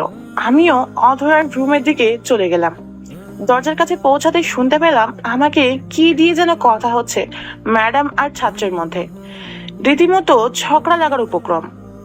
আমি তাদের এই তর্ক বিতর্ক দেখে হাসতে লাগলাম। পরে ভিতরে প্রবেশ করলাম। আমাকে দেখে দুজনেই অবাক। আমাকে দেখেই আকিব এসে জড়িয়ে ধরে বলল, ভাইয়া তুমি কখন এলে? এই তো মিনিট 10 হলো। তা তোর পড়া কি শেষ হয়েছে নাকি? হ্যাঁ, কিন্তু কেন? পড়া শেষ হলে বাহিরে যা, গিয়ে দেখ আমার ফ্রেন্ডরা বসে আছে, তাদের সাথে গিয়ে কথা বল। আমার কিছু কথা আছে তোর ম্যাডামের সাথে। আচ্ছা ভাইয়া, বলে আকিব ব্যাগ নিয়ে বাইরে চলে গেল। এখন কেমন আছেন? শুনলাম আপনি নাকি অসুস্থ ছিলেন। আলহামদুলিল্লাহ ভালো আছি। তা আপনি দেশে কবে এলেন? এই তো আজকে দুপুরে আসলাম, এসেই এখানে এলাম। আচ্ছা চোখটা বন্ধ করুন তো, আপনার জন্য একটা উপহার আছে। চোখ বন্ধ করলে দেখবো কিভাবে? আরে বন্ধ করুনই না। তারপর অধরা চোখ বন্ধ করলে আমি তাকে তার জন্য আনা চেনটা তাকে পরিয়ে দিলাম। সাথে সাথে ঠাস, অধরা আমাকে চড় মারলো। কিন্তু কেন মারলো? আপনার সাহস কি করে হয় আমাকে চেন পরানো? আপনি কি জানেন না প্রাপ্তবয়স্ক ছেলে কোনো প্রাপ্তবয়স্ক মেয়ের শরীর ছোঁয়ার কোনো অধিকার নেই বিয়ের আগে? চেনটাই তো পরিয়ে দিলাম, এতে এত রিয়েক্ট করার কি আছে? এটা আমেরিকা নয় যে যা ইচ্ছা তাই করা যাবে। এখানে একটা মেয়ে একটা ছেলের হাত ধরে হাঁটলেও মেয়েটাকে দোষী করা হয়, আর সেখানে আপনি। আচ্ছা সরি। ততক্ষণে আবির, অরিন ও অধরার মামি এসে জিজ্ঞাসা করতে লাগলো, কি রে, কি হয়েছে? এভাবে চেঁচাচ্ছিস কেন? আসলে আমি বলার আগেই অধরা বলল, কিছু হয়নি, আর আপনি এখন আসতে পারেন। তারপর সেখান থেকে চলে আসি। বের হয়ে আকিবকে বলি বাবাকে কল করে বলতে ড্রাইভারকে পাঠিয়ে দিতে ওদের নেওয়ার জন্য। বলে আমি গাড়ি নিয়ে সেখান থেকে সোজা নদীর পাড়ে চলে আসি। এদিকে আকিব বাবাকে কল করে গাড়ি পাঠাতে বললে বাবা বলেন, গাড়ি পাঠাবো কেন? ফাহিমরা তোকে আনতে গেছে। বাবা, ভাইয়া এসেছিল, তোমায় বাসায় এসে বলবো এখন তাড়াতাড়ি গাড়ি পাঠাও। আর সাথে ভাইয়ার বন্ধু, ওনার বউ দাঁড়িয়ে আছে। আচ্ছা, আমি গাড়ি পাঠিয়ে দিচ্ছি। আর তোর ভাই কোথায় যাচ্ছে, কিছু কি বলে গেছে নাকি? না, কিছুই বলে যায়নি। আচ্ছা বলে কল কেটে দিলেন। তারপর ড্রাইভারকে বলে দেন আকিবকে নিয়ে আসতে। এদিকে আমি নদীর পাড়ে এসে একটা বেঞ্চিতে বসে পড়ালাম। খুব খারাপ লাগছিল। কি এমন করেছিলাম যার জন্য আমাকে এইভাবে আমার বন্ধু ও তার বউয়ের সামনে এভাবে অপমান করলো? কিছুক্ষণ পর মনে হলো পিছনে এসে একটা গাড়ি দাঁড়ালো, তাই পিছনে তাকালাম। দেখলাম বাবা গাড়ি থেকে নামলেন, নেমে আমার দিকে এগিয়ে এলেন, এসে আমার পাশে বসলেন। বসে, তোর মন খারাপ কেন জানতে পারি কি? কিছু হয়নি বাবা। আমার ছেলেটা আজ এত বড় হয়ে গেছে, এখন নিজের দুঃখ নিজের মধ্যে চেপে রাখতে জানে, আর আমাকেও এখন সেটা বলতে চায় না। বাবা তেমন কিছুই না। যদি কিছু নাই হতো তাহলে এই রাতের বেলা এই নদীর পাড়ে এসেছিস আর কি লুকানোর চেষ্টা করছিস? আমি সবটাই জানি। বাসায় এসে আকিব আমাকে সব বলেছে। ও আচ্ছা। চল বাসায় যাবি, আর এই বিষয় নিয়ে পরে আলোচনা করা যাবে। তারপর বাবা ড্রাইভারকে বলল গাড়ি নিয়ে চলে যেতে। পরে আমি আর বাবা আমার গাড়িতে করে চলে এলাম। বাসায় এসে ফ্রেশ হয়ে নিলাম। তারপর ডিনার করে গিয়ে ঘুমিয়ে গেলাম। কারোর সাথে তেমন কোনো কথা বলিনি। পরের দিন ঘুম থেকে উঠে ফ্রেশ হয়ে নাস্তার টেবিলে চলে গেলাম। সাথে আবির ও অরিনও আছে। সবাই মিলে নাস্তা করছিলাম। এমন সময় বাবা বললেন, আমি চাচ্ছিলাম ফাহিমের বিয়েটা গ্রামের বাড়িতে গিয়ে করানোর জন্য। এমনিতেও গ্রামে তেমন একটা যাওয়া হয় না, আর ওর চাচা চাচিরাও তো গ্রামে থাকে। এটা ঠিকই বলেছো তুমি, এটা করলেই ভালো হবে। আমি ভাবছিলাম যে আগামী সপ্তাহের শুক্রবার বিয়ের কাজটা শেষ করে ফেলতে, আর তুমি আজকে গ্রামে চলে যাবে। এত তাড়াতাড়ি করার কি প্রয়োজন? প্রয়োজন আছে বলেই তো বলছি, যা বললাম সেটাই যেন হয়। বলে বাবা খাবার খেয়ে অফিসের উদ্দেশ্যে চলে গেল। আমরাও নাস্তা করে নিলাম। তারপর আবিরদের নিয়ে বেরিয়ে পড়লাম শহর ঘুরে দেখাতে। অনেক বছর পর আবির দেশে আসলো, আর অরিনের তো জন্মই সেখানে, তাই তাদের নিয়ে ঘুরতে বের হলাম। ঢাকার প্রায় সব জায়গায় আমরা ঘুরে দেখে ফেললাম। সন্ধ্যায় বাসায় এসে ফ্রেশ হয়ে নিলাম। তারপর সবাই মিলে আড্ডা দিতে লাগলাম। অরিন আবার তেমন বাংলা বলতে পারে না, কারণ জন্মের পর থেকেই সেখানে থেকেছে তো, তাই ইংলিশটাই ভালো পারে। আর ওদেরকে আমি 1 মাস এখানে থাকতে বলেছি, আর এই কয়দিনে ওকে বাংলা শেখানোর দায়িত্ব মাকে দিয়েছি। আমি মাকে বললাম, মা বলছিলাম কি, আজকে তো বুধবার, তাই যদি শনিবার গ্রামে যাই তাহলে কেমন হবে? তোর বাবা যখন বলেছে নিশ্চয়ই কিছু ভেবেই বলেছে, তাই তুই কালকেই চলে যা, আর সাথে আবির আর অরিনকেও নিয়ে যা। আচ্ছা ঠিক আছে। কতদিন পর দেশে এলাম, একটু শান্তিতে বাসায় থাকবো, সেটাও হচ্ছে না। ফিসফিস করে কি বলতেছিস? কই কিছু বলিনি তো। কিছুক্ষণ পর বাবাও এসে গেলেন। পরে সবাই একসাথে ডিনার করে নিলাম। ডিনার করার পর আমি রুমে গিয়ে গিফটগুলো নিয়ে আসলাম। পরে সবাইকে নিজেদের গিফটগুলো বুঝিয়ে দিলাম। সব থেকে বেশি গিফট আকিবের জন্য এনেছিলাম, আর অধরার জন্য আনা গিফটগুলো আমার লকারে রেখে দিলাম। গিফটগুলো বুঝিয়ে দেওয়ার পর ঘুমাতে চলে এলাম। কিছুক্ষণ পর আকিব আমার রুমে এসে বলল সে নাকি আমার সাথে ঘুমাবে। আমি আর মানা করতে পারলাম না। শুয়ে পড়ার পর আকিব অধরার কথা বলা শুরু করলো। এদিকে আমি ঘুমিয়ে পানি। আজকে অনেক ধকল গেল, তো সকালে তাই শুয়ে পড়ার পরই চোখটা লেগে যায়, আর আমি চলে গেলাম ঘুমের অতল দেশে। আকিব আমার কোনো সাড়া না পেয়ে সেও কিছুক্ষণ ঘুমিয়ে গেল। সকালে ঘুম থেকে উঠে দেখি আকিব আমাকে কোলবালিশের মতো জড়িয়ে ধরে ঘুমিয়ে আছে। তাকে আমার থেকে ছাড়িয়ে আমি ফ্রেশ হতে যাই। ফ্রেশ হয়ে এসে আকিবকে ডেকে তুলে দিলাম, কারণ আজকে আকিবের স্কুল আছে, তাই ওকে ডেকে তুলে ফ্রেশ হতে পাঠিয়ে দিলাম। আকিব ফ্রেশ হয়ে এলে আমরা নিচে যাই নাস্তার টেবিলে। গিয়ে দেখি সবাই আমাদের 2 ভাইয়ের আগেই উঠে গেছে আর নাস্তার টেবিলে বসে আছে। কিছুক্ষণ পর মা এসে নাস্তা দিয়ে গেল। আমরা নাস্তা করতে শুরু করলাম। তখন বাবা জানতে চাইলো যে কবে আমি গ্রামের বাড়ি যাব। আমাদের সেখানে যাওয়ার কথা শুনেই আকিবও বায়না ধরলো যে আমাদের সাথে যাবে, কিন্তু বাবা দিতে রাজি না। এক পর্যায়ে আকিব কান্না শুরু করে দিল, তাও বাবা তাকে যেতে দিতে রাজি না, কারণ আকিবের স্কুল খোলা প্লাস প্রাইভেট, এইসবের বাহানা দিচ্ছে বাবা। তখন আকিব বলে, প্রাইভেট নিয়ে তো কোনো সমস্যা হয় না, অধর আব্বুকে সাথে নিয়ে গেলেই তো হয়। প্রাইভেট ঠিক আছে, কিন্তু স্কুল যে বন্ধ হবে তার কি হবে? তখন আকিব আমাকে ইশারায় বলে বাবাকে রাজি করাতে। তখন আমি বললাম, বাবা থাক না, কিছুদিন স্কুল বন্ধ হলে কিছু হবে না। কিন্তু বাপ, সামনে তো জেসি পরীক্ষা। ওইটা কোনো ম্যাটার না, এই কয়দিন বন্ধ করলে কিছু হবে না, আর প্রাইভেট তো পড়বেই। কিন্তু দেখো বাবা, আর কোনো কিন্তু না, তাহলে কিন্তু আমিও গ্রামের বাড়ি যাব না। এমনিতে অনেক ক্লান্ত, কালকে মাত্র আসলাম, আর তুমি আজকে আবার গ্রামে যেতে বলতেছো। আচ্ছা, যা ভালো হয় তাই কর। এই তো আমার ভালো বাবা, তাহলে আজকে বিকেলেই গ্রামে যাব। আকিব স্কুল থেকে আসলে তখনই, আন্টি আমি কি আসতে পারি? কথাটা শুনে সবাই দরজার দিকে তাকালাম। তাকিয়ে দেখি অধরা এসেছে। তাকে দেখে মা এগিয়ে গেল, গিয়ে জিজ্ঞাসা করলো, কি রে মা, কেমন আছিস? আমাদের তো মনে হয় ভুলেই গেছিস। না আন্টি, তোমাদের বলি কি করে? এই আন্টি কি রে? মা বলবি? আজ বাদে কাল আমার ঘরের বউ হয়ে আসবি, এখনো আন্টি বলে ডাকিস? আর এতদিন তোর কোনো দেখা নেই যে। তা মা, এখন শরীর কেমন আছে? জি, এখন আগের থেকে ভালো আছি। তা আকিব কি স্কুলে যাবে না নাকি? হ্যাঁ যাবে তো। আকিব যা, গিয়ে রেডি হয়ে নে তাড়াতাড়ি। আর তুই আয়, এসে নাস্তা করে নি। না আন্টি, মানে মা, এখন কিছু খাবো না। তা বললে তো হবে না, এখন তো না খেয়ে দিব না। আয় আকিব, রেডি হয়ে আস্তে আস্তে খেয়ে নে। তারপর অধরা এসে খাবার টেবিলে বসে পড়লো। সবার সাথে কুশল বিনিময় করে নিল, প্লাস আবির আর অরিনের সাথে পরিচিত হয়ে নিল। ততক্ষণে আমি আমার রুমে এসে রেডি হয়ে নিলাম।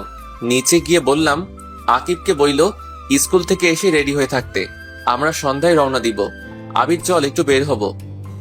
আচ্ছা, আর শোন, তোদের সাথে অদরাও যাবে। ও না থাকলে আকিব পড়বে কিভাবে? তুমিও বাবার মতো শুরু করে দিয়েছো। সেখানে আমিরা ঘুরতে যাচ্ছি, সেখানে গিয়ে কি পড়ালেখা করবে? ও যেখানে আমরা ঘুরবো, আর ওনার আমাদের সাথে যেতে হবে কেন? আমি কিচ্ছু জানি না, তোর বাবা বলে গিয়েছে। দূর, ভাল লাগে না। ওই আবির দাঁড়িয়ে আছিস কেন, চল। তারপর আমি আর আবির বেরিয়ে পড়লাম। আসলে এখানে অরিনের পরার মতো কোনো সালোয়ার বা শাড়ি নেই, তাই আবিরকে নিয়ে গেলাম। প্রথমে ব্যাংকে গেলাম টাকাগুলো ভাঙিয়ে নিতে, পরে আবিরকে নিয়ে মলে গিয়ে কিছু কেনাকাটা করে নিলাম, আর চাচাতো ভাই বোনদের জন্য কিছু উপহার কিনে নিলাম, আর ছোটগুলোর জন্য খেলনা আর কিছু চকলেট কিনলাম। ফুফাতো ভাই বোনের জন্যও সেম জিনিসই কিনলাম। তারপর দুপুরে আমরা দুইজনই লাঞ্চ করে নিলাম বাইরে। বাসায় আসতে আসতে বিকেল হয়ে গেল।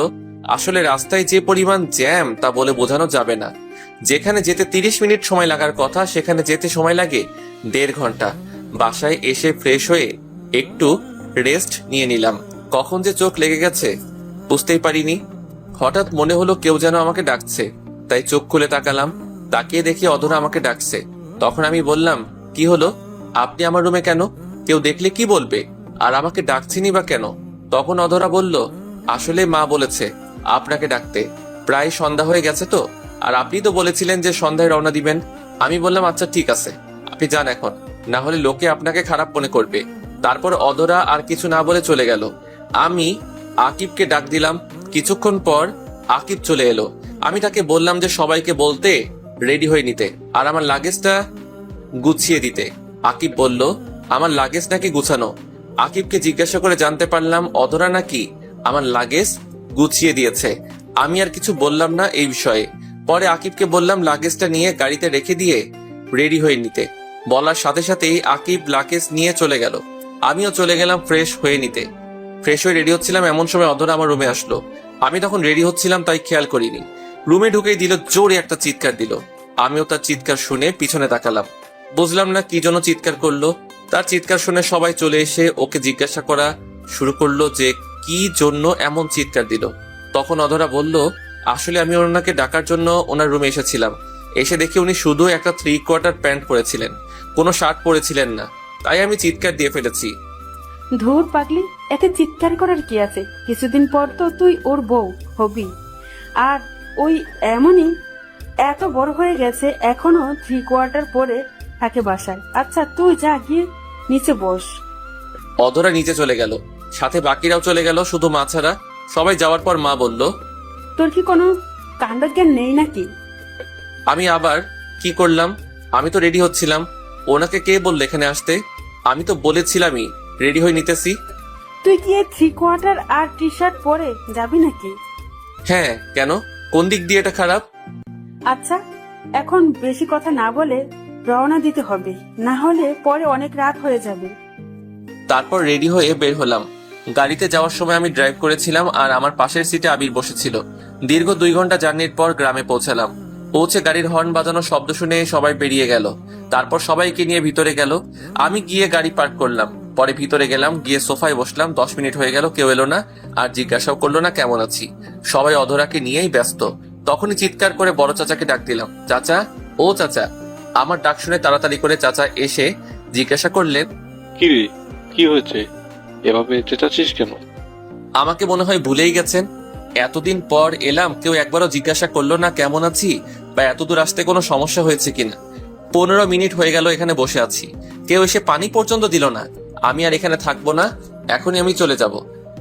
আরে রাখ তো ওদের কথা, ওরা একটু এমনই। আসলেই তো তুই অনেক বছর পর এসেছিস, এটা তারা ঠিক করেনি।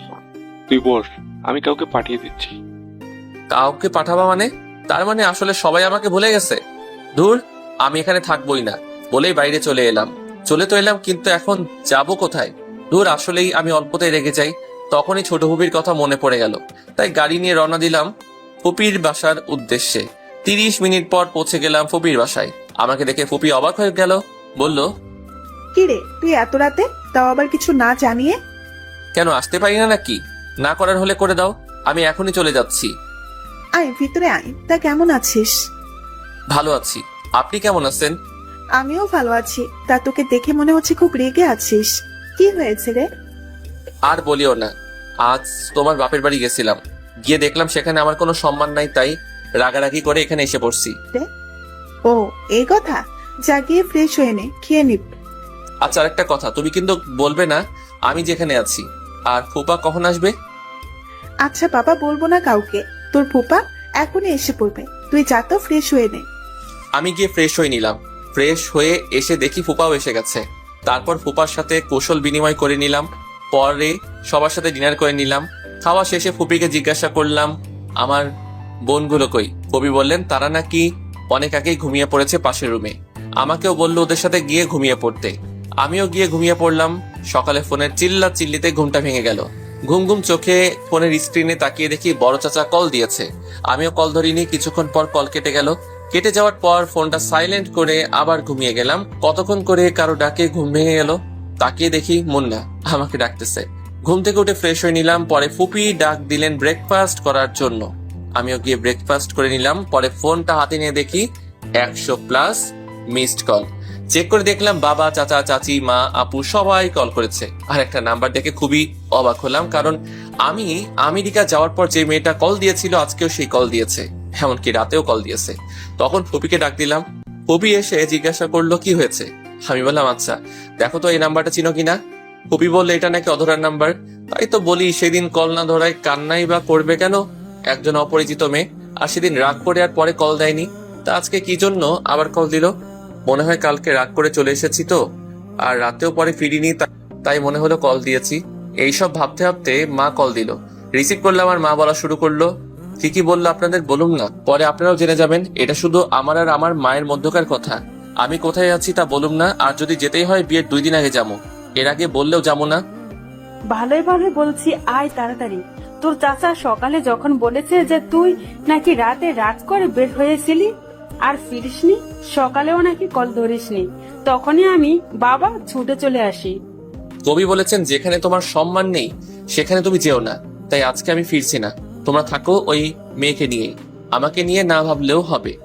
দেখ মেজাজটা খারাপ বানিস না, এমনিতে মেয়েটা কাল রাত থেকে কান্না করেই যাচ্ছে, আর তোর চাচা চাচিদের বকা দিচ্ছে কেন তাকে নিয়ে তারা এত মাতামাতি করলো, যার ফলে তুই রাগ করে চলে গেলি। তা বলেও লাভ হবে না। আর উনি এখন কান্না করতেছেন কেন? সেদিন থাপ্পড় মারার সময় মনে ছিল না? আবার আমার ফ্রেন্ড আর তার বউয়ের সামনে অপমান করার সময় মনে ছিল না? এসব আবার কবে হলো? আর যা হয়েছে ভুলে যা, বাবা ফিরে আয় তুই। বলেছি না আমি গেলেও কিছুদিন পর যাবো, আর তুমি আমার মা হয়ে আমার বিরুদ্ধে কথা বলতেছো। ঠিক আছে আমি ফিরবো আজকেই, এবার খুশি তো? বলে কল কেটে দিলাম। ফুপি, এই ফুপি। ফুপি তাড়াতাড়ি করে এলো, এসে জিজ্ঞাসা করলো কি হয়েছে, এভাবে কান্না করতেছিস কেন? আমাকে কেউ ভালোবাসে না। কেন, আবার কি হলো? এখন মাও কল দিয়ে আমাকে বকা দিল। এটা কিন্তু ঠিক হয়। আমি ভাবিকে বলবো তোকে যেন আর বকা না দেয়। আর শোন, আমি রান্না করতেছি আজকে তোর সব পছন্দের খাবার, যা গিয়ে গোসল সেরে আয়। কয়টা বাজে যে এখনই গোসল দিব? 12:30 বাজে, যা গোসল করে আয়। কিছুক্ষণ পর তোর ফুপাও চলে আসবে। আজকে এত তাড়াতাড়ি ফুপা চলে আসবে যে? আসলে সকালে ভাবি কল দিয়ে বলছে আজকেই যেতে, সবাই নাকি আজকেই আসবে। ও তাহলে এই ব্যাপার। যা তাড়াতাড়ি গিয়ে গোসল সেরে নে, তারপর সবাই একসাথে গিয়ে রওনা দিব। তারপর আমি গিয়ে গোসলটা সেরে নিলাম। পরে নামাজ আদায় করলাম। ফুপা আসার পরে সবাই একসাথে দুপুরের খাবার খেলাম। খেয়ে কিছুক্ষণ রেস্ট নিলাম। এরই মধ্যে সবাই রেডি হয়ে নিল। পরে সবাই মিলে রওনা দিলাম। 1 ঘন্টা পর বাসায় পৌঁছালাম। আসলে ভাই কি বলবো, রাস্তায় যে পরিমাণ জ্যাম, তার উপরে আবার রং সাইড দিয়ে লোকেরা গাড়ি ঢুকিয়ে দেয়, যার ফলে জ্যামের সৃষ্টি হয়। আর ট্রাফিক পুলিশও নিজেদের কাজ ঠিক মতো করতে পারে না, শুধু দেখে কিভাবে টাকা খাওয়া যায়। আর এই জ্যামের কারণে 30 মিনিটের জায়গায় 1 ঘন্টা লাগলো। বাসায় এসে দেখি সবাই মিলে ডাইনিং রুমে বসে গোল মিটিং করতেছে। ভিতরে ঢুকে তাদের কাছে গেলাম। তাদের রিয়াকশন দেখে মনে হইতেছে এখানে কেউ নেই। তখন বললাম, দূর কেউ কি কথা বলবা না নাকি? দূর এইভাবে কল করে ডেকে এনে এখন কেউ কিছু বলছে না, থাকো তোমরা। আমি ফিরে গেলাম আবার। এইবার আর আসমুই না, গিয়ে আমেরিকা চলে যাব। ভাবি তোরা কি থাকবি নাকি আমার সাথে যাবি?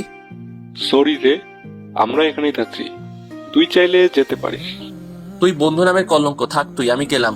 বলে চলে আসতে নিলাম, তখনই ঝড়ের গতিতে কে জানি এসে আমাকে জড়িয়ে ধরলো। আমিও ধাক্কা সামলাতে না পেরে মাটিতে পড়ে গেলাম। আর যে জড়িয়ে ধরেছিল সে আমার উপরে পড়েছে। চোখ খুলে তাকিয়ে দেখি যে আমাকে জড়িয়ে ধরেছে সে আর কেউ নয়, অধরা। এদিকে তো লজ্জায় আমার মাথা কাটা যাচ্ছে। সবাই বলে ছেলেদের লজ্জা থাকতে নেই, আপনারাই বলুন তো। মিয়া, একটা মেয়ে যদি ছেলেটার পরিবারের সবার সামনে এভাবে জড়িয়ে ধরে তাহলে তো ছেলেটা লজ্জা পাবেই। আমার ক্ষেত্রেও সেটাই হয়েছে। কোন রকম ওকে ছাড়িয়ে উঠিয়ে দাঁড় করালাম। যেই একটা থাপ্পড় দিতে যাব তখনই চোখ বন্ধ করে নিল। মেয়েটার মুখটা দেখে কেমন যেন বুকের পাশটা নড়াচড়া করে উঠলো, তাই আর থাপ্পড় দিলাম না। সরাসরি জিজ্ঞাসা করলাম, কি হলো? শুনলাম কাল রাত থেকে রাখি কিছুই খাননি। অধরা তখন চোখ খুলে তাকিয়ে জবাব দিল, কে বললো আমি খাইনি? আমি তো রাত্রেবেলাও খেয়েছি। তার মানে সবাই আমাকে মিথ্যা কথা বলেছে? তুমি আমার মা হয়ে আমার সাথে এটা করতে পারলা? আরে সত্যি বলেছি, ও কাল থেকে কিছুই খায়নি, শুধু কান্না করেছে। 1 মিনিট তুই দাঁড়িয়ে আছিস কেন? তুই না চলে যাচ্ছিস? তাহলে চলে যা। কে আমার ছেলেটাকে বের করে দিচ্ছে দেখি তো। কথাটা শুনে পিছনে তাকিয়ে দেখি মেজো ফুপি, ফুপা আর ওনার মেয়েরাও এসেছে। আমি একটু কান্না কান্না ভাব নিয়ে ফুপিকে বললাম, দেখো ফুপি, আমি এতদিন পর বাসায় আসলাম আর আমাকে বাসা থেকে বের করে দিচ্ছে। এটা তো ঠিক না। আমার বাবাটা কত বছর পর এসেছে আর তোমরা ওর সাথে এমন করছো কেন? সাদে কি আর করছি, ছেলেটা এখন অনেক বদলে গেছে, কথায় কথায় রাগ করে। আগে কতই ভালো ছিল, এখন কিছু বললেই রাগ করে চলে যায়। ভাবি বুঝেন না কেন? এটা ওদের বংশগত। শুধু তুমি বললে বলে আজকে গেলাম না, না হলে চলেই যেতাম। আর তোমরা কি দরজায় দাঁড়িয়ে থাকবে নাকি ওই মুরগির ডিম? কেমন আছিস? দেখো, ভালো হবে না কিন্তু। আমারও একটা সুন্দর নাম আছে। ভাবি দেখো না ভাই আমাকে কিসব বলছে। তুই আবার ভাবি পাইলি কই? আমি তো তোরে বিয়া করবো, জানোস না তুই? ধুর, মজা বাদ দে তো। যা তোর রুমে যা, আমরাও গিয়ে ফ্রেশ হয়ে নেই। ফুপিরা চলে গেল ফ্রেশ হতে, আমিও আমার রুমে চলে গেলাম। রুমে গিয়ে ফ্রেশ হয়ে নিলাম। ফ্রেশ হয়ে বের হয়ে দেখি আমার গাড়ির চাবিটা টেবিলের উপর নেই। তখনই চেঁচিয়ে মাকে ডাক দিলাম। মা এসে বললেন, কি হয়েছে? সারের মতো চেঁচাচ্ছিস কেন? সাদিকে চেঁচাচ্ছি? আমার রুমে কে এসেছিল? আর আমার গাড়ির চাবি কই? যে তোর রুমে এসেছিল সেই গাড়ির চাবি নিয়ে গেছে। সেটাই জানতে চাইছি, কে আমার রুমে এসেছিল। সেটা আমি কি করে বলবো? আমি কি তোর রুমের সিকিউরিটি গার্ড নাকি? বলে মা হনহনিয়ে চলে গেল। তখনই আকিবকে ডাক দিলাম। বেচারা আমার ডাক শুনে দৌড়ে চলে এলো, এসে বলল, ভাই আমায় ডাকছিলে কেন? তুই কি আমার গাড়ির চাবি নিয়েছিস নাকি? আমি তোমার গাড়ি চাবি নিয়ে কি করবো? আর আমি তো গাড়ি চালাতে পারি না, তবে কিছুক্ষণ আগে দেখলাম ভাবি তোমার গাড়ি নিয়ে কোথায় যেন গিয়েছে। বলিস কি? ওনার এত বড় সাহস আমার গাড়ি নিয়ে গেছে? আর তুই কি সবাইকে সবার গিফট বুঝিয়ে দিয়েছিস নাকি? না ভাইয়া, আজকে নাকি বড় ফুপি আর সিজো ফুপি আসবে রাতে, আর তার আসলেই সবাইকে একসাথে দিয়ে দিল। আচ্ছা, এখন কয়টা বাজে রে? কেন ভাই, ঘড়ি দেখোনি? এখন তো রাত 8টা বাজে। এই রাতের বেলা উনি আমাকে গাড়ি নিয়ে বের হলেন, আল্লাহ জানে আমার গাড়ির কি হবে। আমি আর রাকিব কথা বলছিলাম, তখনই ছোট চাচা এসে বললেন, শোনো, রাতে কিন্তু বের হোস না। কেন চাচা, রাতে বের হলে কি হবে? আর বলিস না, এলাকার পোলাপান সব নষ্ট হয়ে গেছে। যাকে পায় তার কাছ থেকেই সব রেখে দেয়। আর মেয়েদের তো বের হওয়া আরো বেশি বিপজ্জনক। এসব কি বলতেছো তুমি? হ্যাঁ রে, কিন্তু তুই এত ভয় পাচ্ছিস কেন? আচ্ছা, অধরা কি ফিরেছে নাকি? অধরা আবার কোথায় বের হলো? কি বললো উনি নাকি কিছুক্ষণ আগে আমার শাড়ি নিয়ে বের হয়েছেন। মা, মা, আবার সারের মতো চেঁচাচ্ছিস কেন? অধরা নাকি বের হয়েছে। তোমরা কি জানো না এলাকার পরিস্থিতি যে খারাপ? অধরা আবার কখন বের হলো? আমরা তো কেউ দেখিনি। আর গেলেই বা কিভাবে? আকিব বলল উনি নাকি আমার গাড়ি নিয়ে বের হয়েছেন। মার সাথে যখনই কথা বলছিলাম তখনই মোবাইলে একটা মেসেজ এলো। মেসেজটা দেখে তাড়াতাড়ি করে বেরিয়ে গেলাম। পিছন থেকে সবাই বারবার জিজ্ঞাসা করছিল, কাউকে কিছু না বলেই মানি ব্যাগ নিয়ে বেরিয়ে গেলাম। বাইরে বের হয়ে ড্রাইভারের কাছ থেকে চাবি নিয়ে থানার উদ্দেশ্যে রওনা দিলাম। সাথে আবিরকেও নিয়ে নিলাম। কিছুক্ষণ পর থানায় পৌঁছে গেলাম। গিয়ে দেখি অধরা অফিসারের সামনে বসে আছে। আমরা যাওয়ার পর আমাদের দেখে অফিসার বসা থেকে দাঁড়িয়ে গেলেন। মূলত আমাকে দেখে না, আবিরকে দেখে দাঁড়িয়ে গেল। কারণ আবিরকে সবাই টিভিতে দেখেছে, তাই সবাই চিনে, আমাকে কেউ চিনে না। আমিও সেটাই চাই। আমি চাই সবাই আমাকে সাধারণ মানুষ হিসেবে চিনুক। তখনই অফিসার আবিরকে দেখে বলল, আসসালামু আলাইকুম স্যার, আপনি এখানে, তাও আবার আমার থানায়? কোনো প্রবলেম হয়েছে নাকি? আর স্যার দাঁড়িয়ে আছেন কেন? বসেন প্লিজ, এই স্যারের জন্য চা নিয়ে আসো। ওয়ালাইকুম আসসালাম। আসলে আপনি আমার বন্ধুর ওয়াইফকে ধরে নিয়ে এসেছেন, তাই আমাকে আসতে হয়েছে। আর এখন চা খাওয়ার জন্য আসিনি, অন্য আরেকদিন আসবো চা খাওয়ার জন্য। এখন যদি ওনাকে ছেড়ে দেন তাহলে ভালো হয়। আসলে স্যার, এটা একটা অ্যাক্সিডেন্ট কেস। আর উনি যার গাড়ি ধাক্কা দিয়েছেন সেই এলাকার এমপির মেয়ে, তাই স্যার ছাড়া যাবে না। আর উনাকে নিয়ে আসার পরেই উনি আপনার বন্ধুদের পরিবারের কথা বলেছে, তাই তো আপনার বন্ধুকে আমি ট্যাক্স করে আসতে বল, কিন্তু যিনি কেস করেছেন তিনি যদি না তুলে নেন তাহলে আমার কিছুই করার নেই। আচ্ছা, ওনাকে আপনি কল দিয়ে আসতে বলুন, আমরা ওনার সাথে কথা বলে অনুরোধ করব কেসটা তুলে নিতে। আবির আর অফিসারের কথা বলছিলেন, তখনই থানার টেলিফোনে একটা কল এলো। জি স্যার, জি স্যার বলে অফিসার কল কেটে দিলেন। তখন অফিসার আমাদের বললেন, স্যার আপনারা ওনাকে নিয়ে যেতে পারেন। তখন আমরা অধরাকে নিয়ে বের হয়ে এলাম। বের হওয়ার পর আবিরকে বললাম একটা গাড়ি নিয়ে যেতে। আবির গাড়ি নিয়ে চলে গেল। তখন অধরা আমাকে বলল আই এম সরি। শোনার সাথে সাথে একটা চর বসিয়ে দিলাম। মনে হয় বেশি জোরেই গেল চরটা, ঠোঁট কেটে গেছে, সাথে কান্নাও করছে গালে হাত দিয়ে দাঁড়িয়ে। তা দেখে আমি বললাম, চুপ, হ্যাঁ একদম কান্না করবেন না। কার কাছে জিজ্ঞাসা করে রাতের বেলা বের হয়েছেন, তাও চুপিসারে আমার গাড়ির চাবি নিয়ে বের হয়েছেন? আমাকে বলা যেত না নাকি নাকি আমি মানা করতাম? তবু কান্না করতেছো কেন, কথা বলছো না? তখন আরেকটা ধমক দিয়ে বললাম কান্না বন্ধ করে গাড়িতে উঠে বসতে। লক্ষ্মী মেয়ের মতো চুপচাপ গিয়ে বসে পড়লো। তখন অধরা বলল যে গাড়ির চাবি নাকি অফিসারের কাছে। তারপর আমি গিয়ে চাবি নিয়ে এসে গাড়ি স্টার্ট করি। পরে বাসার উদ্দেশ্যে রওনা দেই। কিছুক্ষণ পর বাসায় পৌঁছে গেলাম। সারা রাস্তা অধরা আর একটা কথা বলেনি। বাসায় এসে ওনাকে নামিয়ে দিয়ে গাড়ি গ্যারেজ রেখে বাসার ভিতরে প্রবেশ করলাম। ঢুকে দেখি সবাই ডাইনিং রুমে বসে আছে। আমি সিঁড়ি বেয়ে আমার রুমে চলে গেলাম। কেউ কিছু জিজ্ঞাসা করেনি, কারণ রাগের জন্য আমার চেহারা পুরো লাল হয়েছিল। আর বাড়ির সবাই জানে যে আমার রাগ উঠলে আমি কাউকে মানি না, তাই কেউ কিছু জিজ্ঞাসা করেনি। রুমে এসে শাওয়ার নিলাম মাথাটা ঠান্ডা করার জন্য। প্রায় 1 ঘন্টা শাওয়ার নেওয়ার পর বের হলাম। বের হয়ে 3/4 প্যান্ট আর শার্ট পরে নিলাম। পরে নিচে গেলাম ডিনার করার জন্য। পরে ডিনার করে রুমে গিয়ে শুয়ে পড়লাম। ক্লান্ত থাকা শুয়ে শুয়ে পড়ার সাথে সাথে ঘুমের অতলে তলিয়ে যায়। সকালে বুকের উপর ভারী বস্তুর ওজন অনুভব করি, সাথে শার্টও ভেজা ভেজা লাগছে। ঘড়ি করে ঘুম থেকে উঠে নাই, কারণ যদি কোনো ভূত হয় তাহলে তো আমি শেষ। ঘুম থেকে উঠে দেখি অধরা আমার বুকের উপর ঘুমিয়ে আছে, আর দেখে মনে হচ্ছে কান্না করতে করতে ঘুমিয়ে গেছে। আমি অধরার মাথাটা আমার বুক থেকে নামিয়ে বালিশে রেখে ফ্রেশ হতে চলে গেলাম। ফ্রেশ হয়ে শার্ট বদলে নিলাম। শার্ট দেখে মনে হচ্ছে চোখে যা পানি ছিল সবটাই আমার শার্টের উপর ফেলেছে। তারপর নিচে গেলাম নাস্তা করতে। সবাই আমার দিকে তাকিয়ে শুধু হাসছে, তাই আমি জিজ্ঞাসা করলাম, তোমরা এইভাবে হাসছো কেন? এমনি। তা তুই তো দেখছি বিয়ের আগেই বইয়ের সাথে থাকা শুরু করে দিয়েছিস, আর কত কিছু দেখতে হবে। 1 মিনিট, তোমরা জানলে কেমন করে? আর আমি তো বলিও নি যে অধরা রাতে আমার সাথেই ঘুমিয়েছো। আসলে ভাই হয়েছে কি, কালকে তুই নাকি ভাবিকে অনেক বকাঝকা করেছিস, আবার ভাবির উপর নাকি রেগেও ছিলিস। তাই খালামণিরা মিলে ভাবিকে তোর রুমে পাঠিয়েছিল তোর রাগ ভাঙাতে। কিন্তু সেখানে গিয়ে ভাবিও ঘুমিয়ে গেল, তাই খালামণিও এটা জিজ্ঞাসা করলো। ওহ, এই ব্যাপার। কিন্তু ফুপি তো জানতোই না। কি জানি না। ওই ডিম, তুই ভিতরে যা তো, আর কে দেখ বড় ফুপি আর সেজ ফুপি এখনো আসছে না কেন। তুই ওর কথা বাদ দে তো, বল কি হয়েছে। এদিকে আসো, কানে মুখে বলছি। তখন ফুপিকে ডব দিয়ে বললাম কাল রাতে বাসর হয়ে গেছে, এখন আর ওনাকে বিয়ে করে কি করব। ছি ছি, তোর এইসব করতে লজ্জা করলো না, তাও বিয়ের আগে। আমার রুমে পাঠানোর সময় এটা কি মনে ছিল না?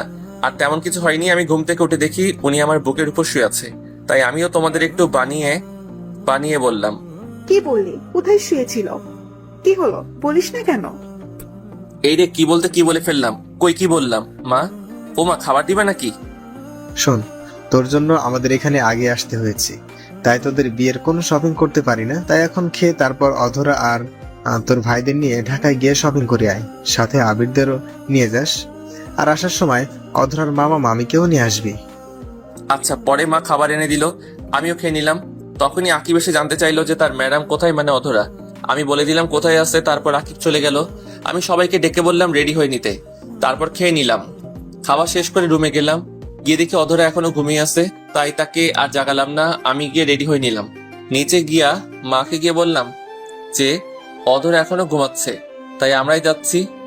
আর ও মনে হয় অনেক ক্লান্ত, তাই আর ওকে ডাক দিও না, উঠলে খাবার দিয়ে দিও। আমরা গেলাম। তারপর আমরা বের হয়ে গেলাম। কিছুক্ষণ পরে আমরা বসুন্ধরা শপিং মলে চলে গেলাম। তারপর সবাই যার যার মতো শপিং করতে চলে গেল। আমি আবির আর অরিন একদিকে গেলাম শপিং করার জন্য। কিছুক্ষণ পর অধরার মামা মামিও চলে এলো। তারপর তারা বিয়ের পিং করতে লাগলো। আমার জন্য একটা নীল পাঞ্জাবি নিলাম বিয়ের দিন পরার জন্য, আর অধরার জন্য একটা লেহেঙ্গা নিলাম নীল রঙের, সাথে ম্যাচিং করে নীল পাথর বসানো চুড়ি আর একটা নেকলেস নিলাম। বাকিগুলো স্বর্ণের নিলাম। তারপর সবাই মিলে রেস্টুরেন্টে গিয়ে দুপুরে খাবার খেয়ে নিলাম। তারপর সবাইকে দিয়ে কিনা জিনিসগুলো গাড়িতে উঠালাম, আর তাদের বললাম গাড়িতে বসতে। পরে আমি আর আবির জুয়েলারি শপে এলাম। সেখান থেকে অধরার জন্য একটা ডায়মন্ডের আংটি কিনলাম। বিয়ের দিন রাতে এটা তাকে পরিয়ে দিব। তারপর সেটা আমার পকেটে নিয়ে বিল পে করে চলে এলাম। তারপর বাসার উদ্দেশ্যে রওনা দিলাম। বাসায় পৌঁছাতে পৌঁছাতে সন্ধ্যা হয়ে গেল। বাসায় আসার সময় আবার বাড়ির সব মেয়েদের জন্য ফুচকা নিয়ে এলাম, সাথে করে অধরার মামা মামিকেও নিয়ে পেলাম। তারপর সবাই মিলে ফুচকা খেলো। যে যত তাড়াতাড়ি পারছে তত তাড়াতাড়ি খাচ্ছে। বুঝি না মেয়েরা ফুচকাতে কি এমন মধু পায় যে এভাবে ঝাঁপিয়ে পড়ে ফুচকা দেখলে। তার উপর সবাই মিলে বিয়ের পোশাক দেখতে লাগলো। সব শেষে মা জিজ্ঞাসা করলো যে কিছু বাকি আছে কিনা। আমি বললাম 2 লাখ টাকা শপিং করেছি। এরপরেও যদি বলো কিছু বাকি থাকে তাহলে পুরো শপিং মলটাই নিয়ে আসতে হবে। তারপর সবাই একসাথে রাতের খাবার খেয়ে যে যার মতো করে ঘুমাতে চলে গেল। এইভাবেই কোনো দিক দিয়ে যে 7 দিন কেটে গেল বুঝতেই পারিনি। আজকে আমাদের গায়ে হলুদ, আর গায়ে হলুদ বাড়িতেই হবে দুজনের একসাথে, আর বিয়েটা হবে কমিউনিটি সেন্টারে। দেখতে দেখতে সন্ধ্যা হয়ে গেল। আমাকে গায়ে হলুদ দেওয়ার জন্য রেডি করলো। একটা হলুদ পাঞ্জা আর সাদা পায়জামা পরিয়ে স্টেজে নিয়ে যাওয়া হলো। আমাকে আর অধরাকে পাশাপাশি বসানো হয়েছে। অধরাকে যে পরিমাণে সুন্দর লাগছে তা বলে বোঝানো যাবে না। হলুদ শাড়ির সাথে হালকা মেকআপ, চোখে কালো কাজল। আপনারা দেখলে আপনারাও প্রেমে পড়ে যাবেন, তাই আর বেশি বলবো না, কারণ যদি আপনারা আমার বউয়ের দিকে নজর লাগান।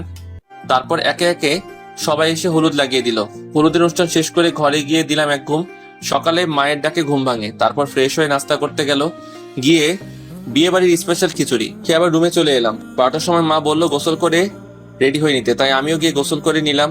ওয়াশরুম থেকে বের হয়ে দেখি হারামির দলে সব কয়টা আমার রুমে বসে আছে। সবার সাথে কুশল বিনিময় করে নিলাম। তারপর বন্ধুরা আমাকে রেডি করে দিল। তারপর 1টার দিকে দই চিরা খেয়ে কমিউনিটি সেন্টারের উদ্দেশ্যে রওনা দিলাম। 10 মিনিটের মধ্যে পৌঁছে গেলাম। আমাকে নিয়ে স্টেজে বসানো হলো, সাথে বন্ধুরাও গেল। সাথে সাথে ক্যামেরাম্যান এলো ছবি তুলতে। ভাইরে ভাই, ছবি উঠাতে উঠাতে ক্যামেরাম্যান মনে হয় ক্লান্ত হয় নাই, কিন্তু আমি ক্লান্ত হয়ে গেলাম। কিছুক্ষণ পর কাজী এসে বিয়ের সব কাজ সম্পূর্ণ করে দিলেন।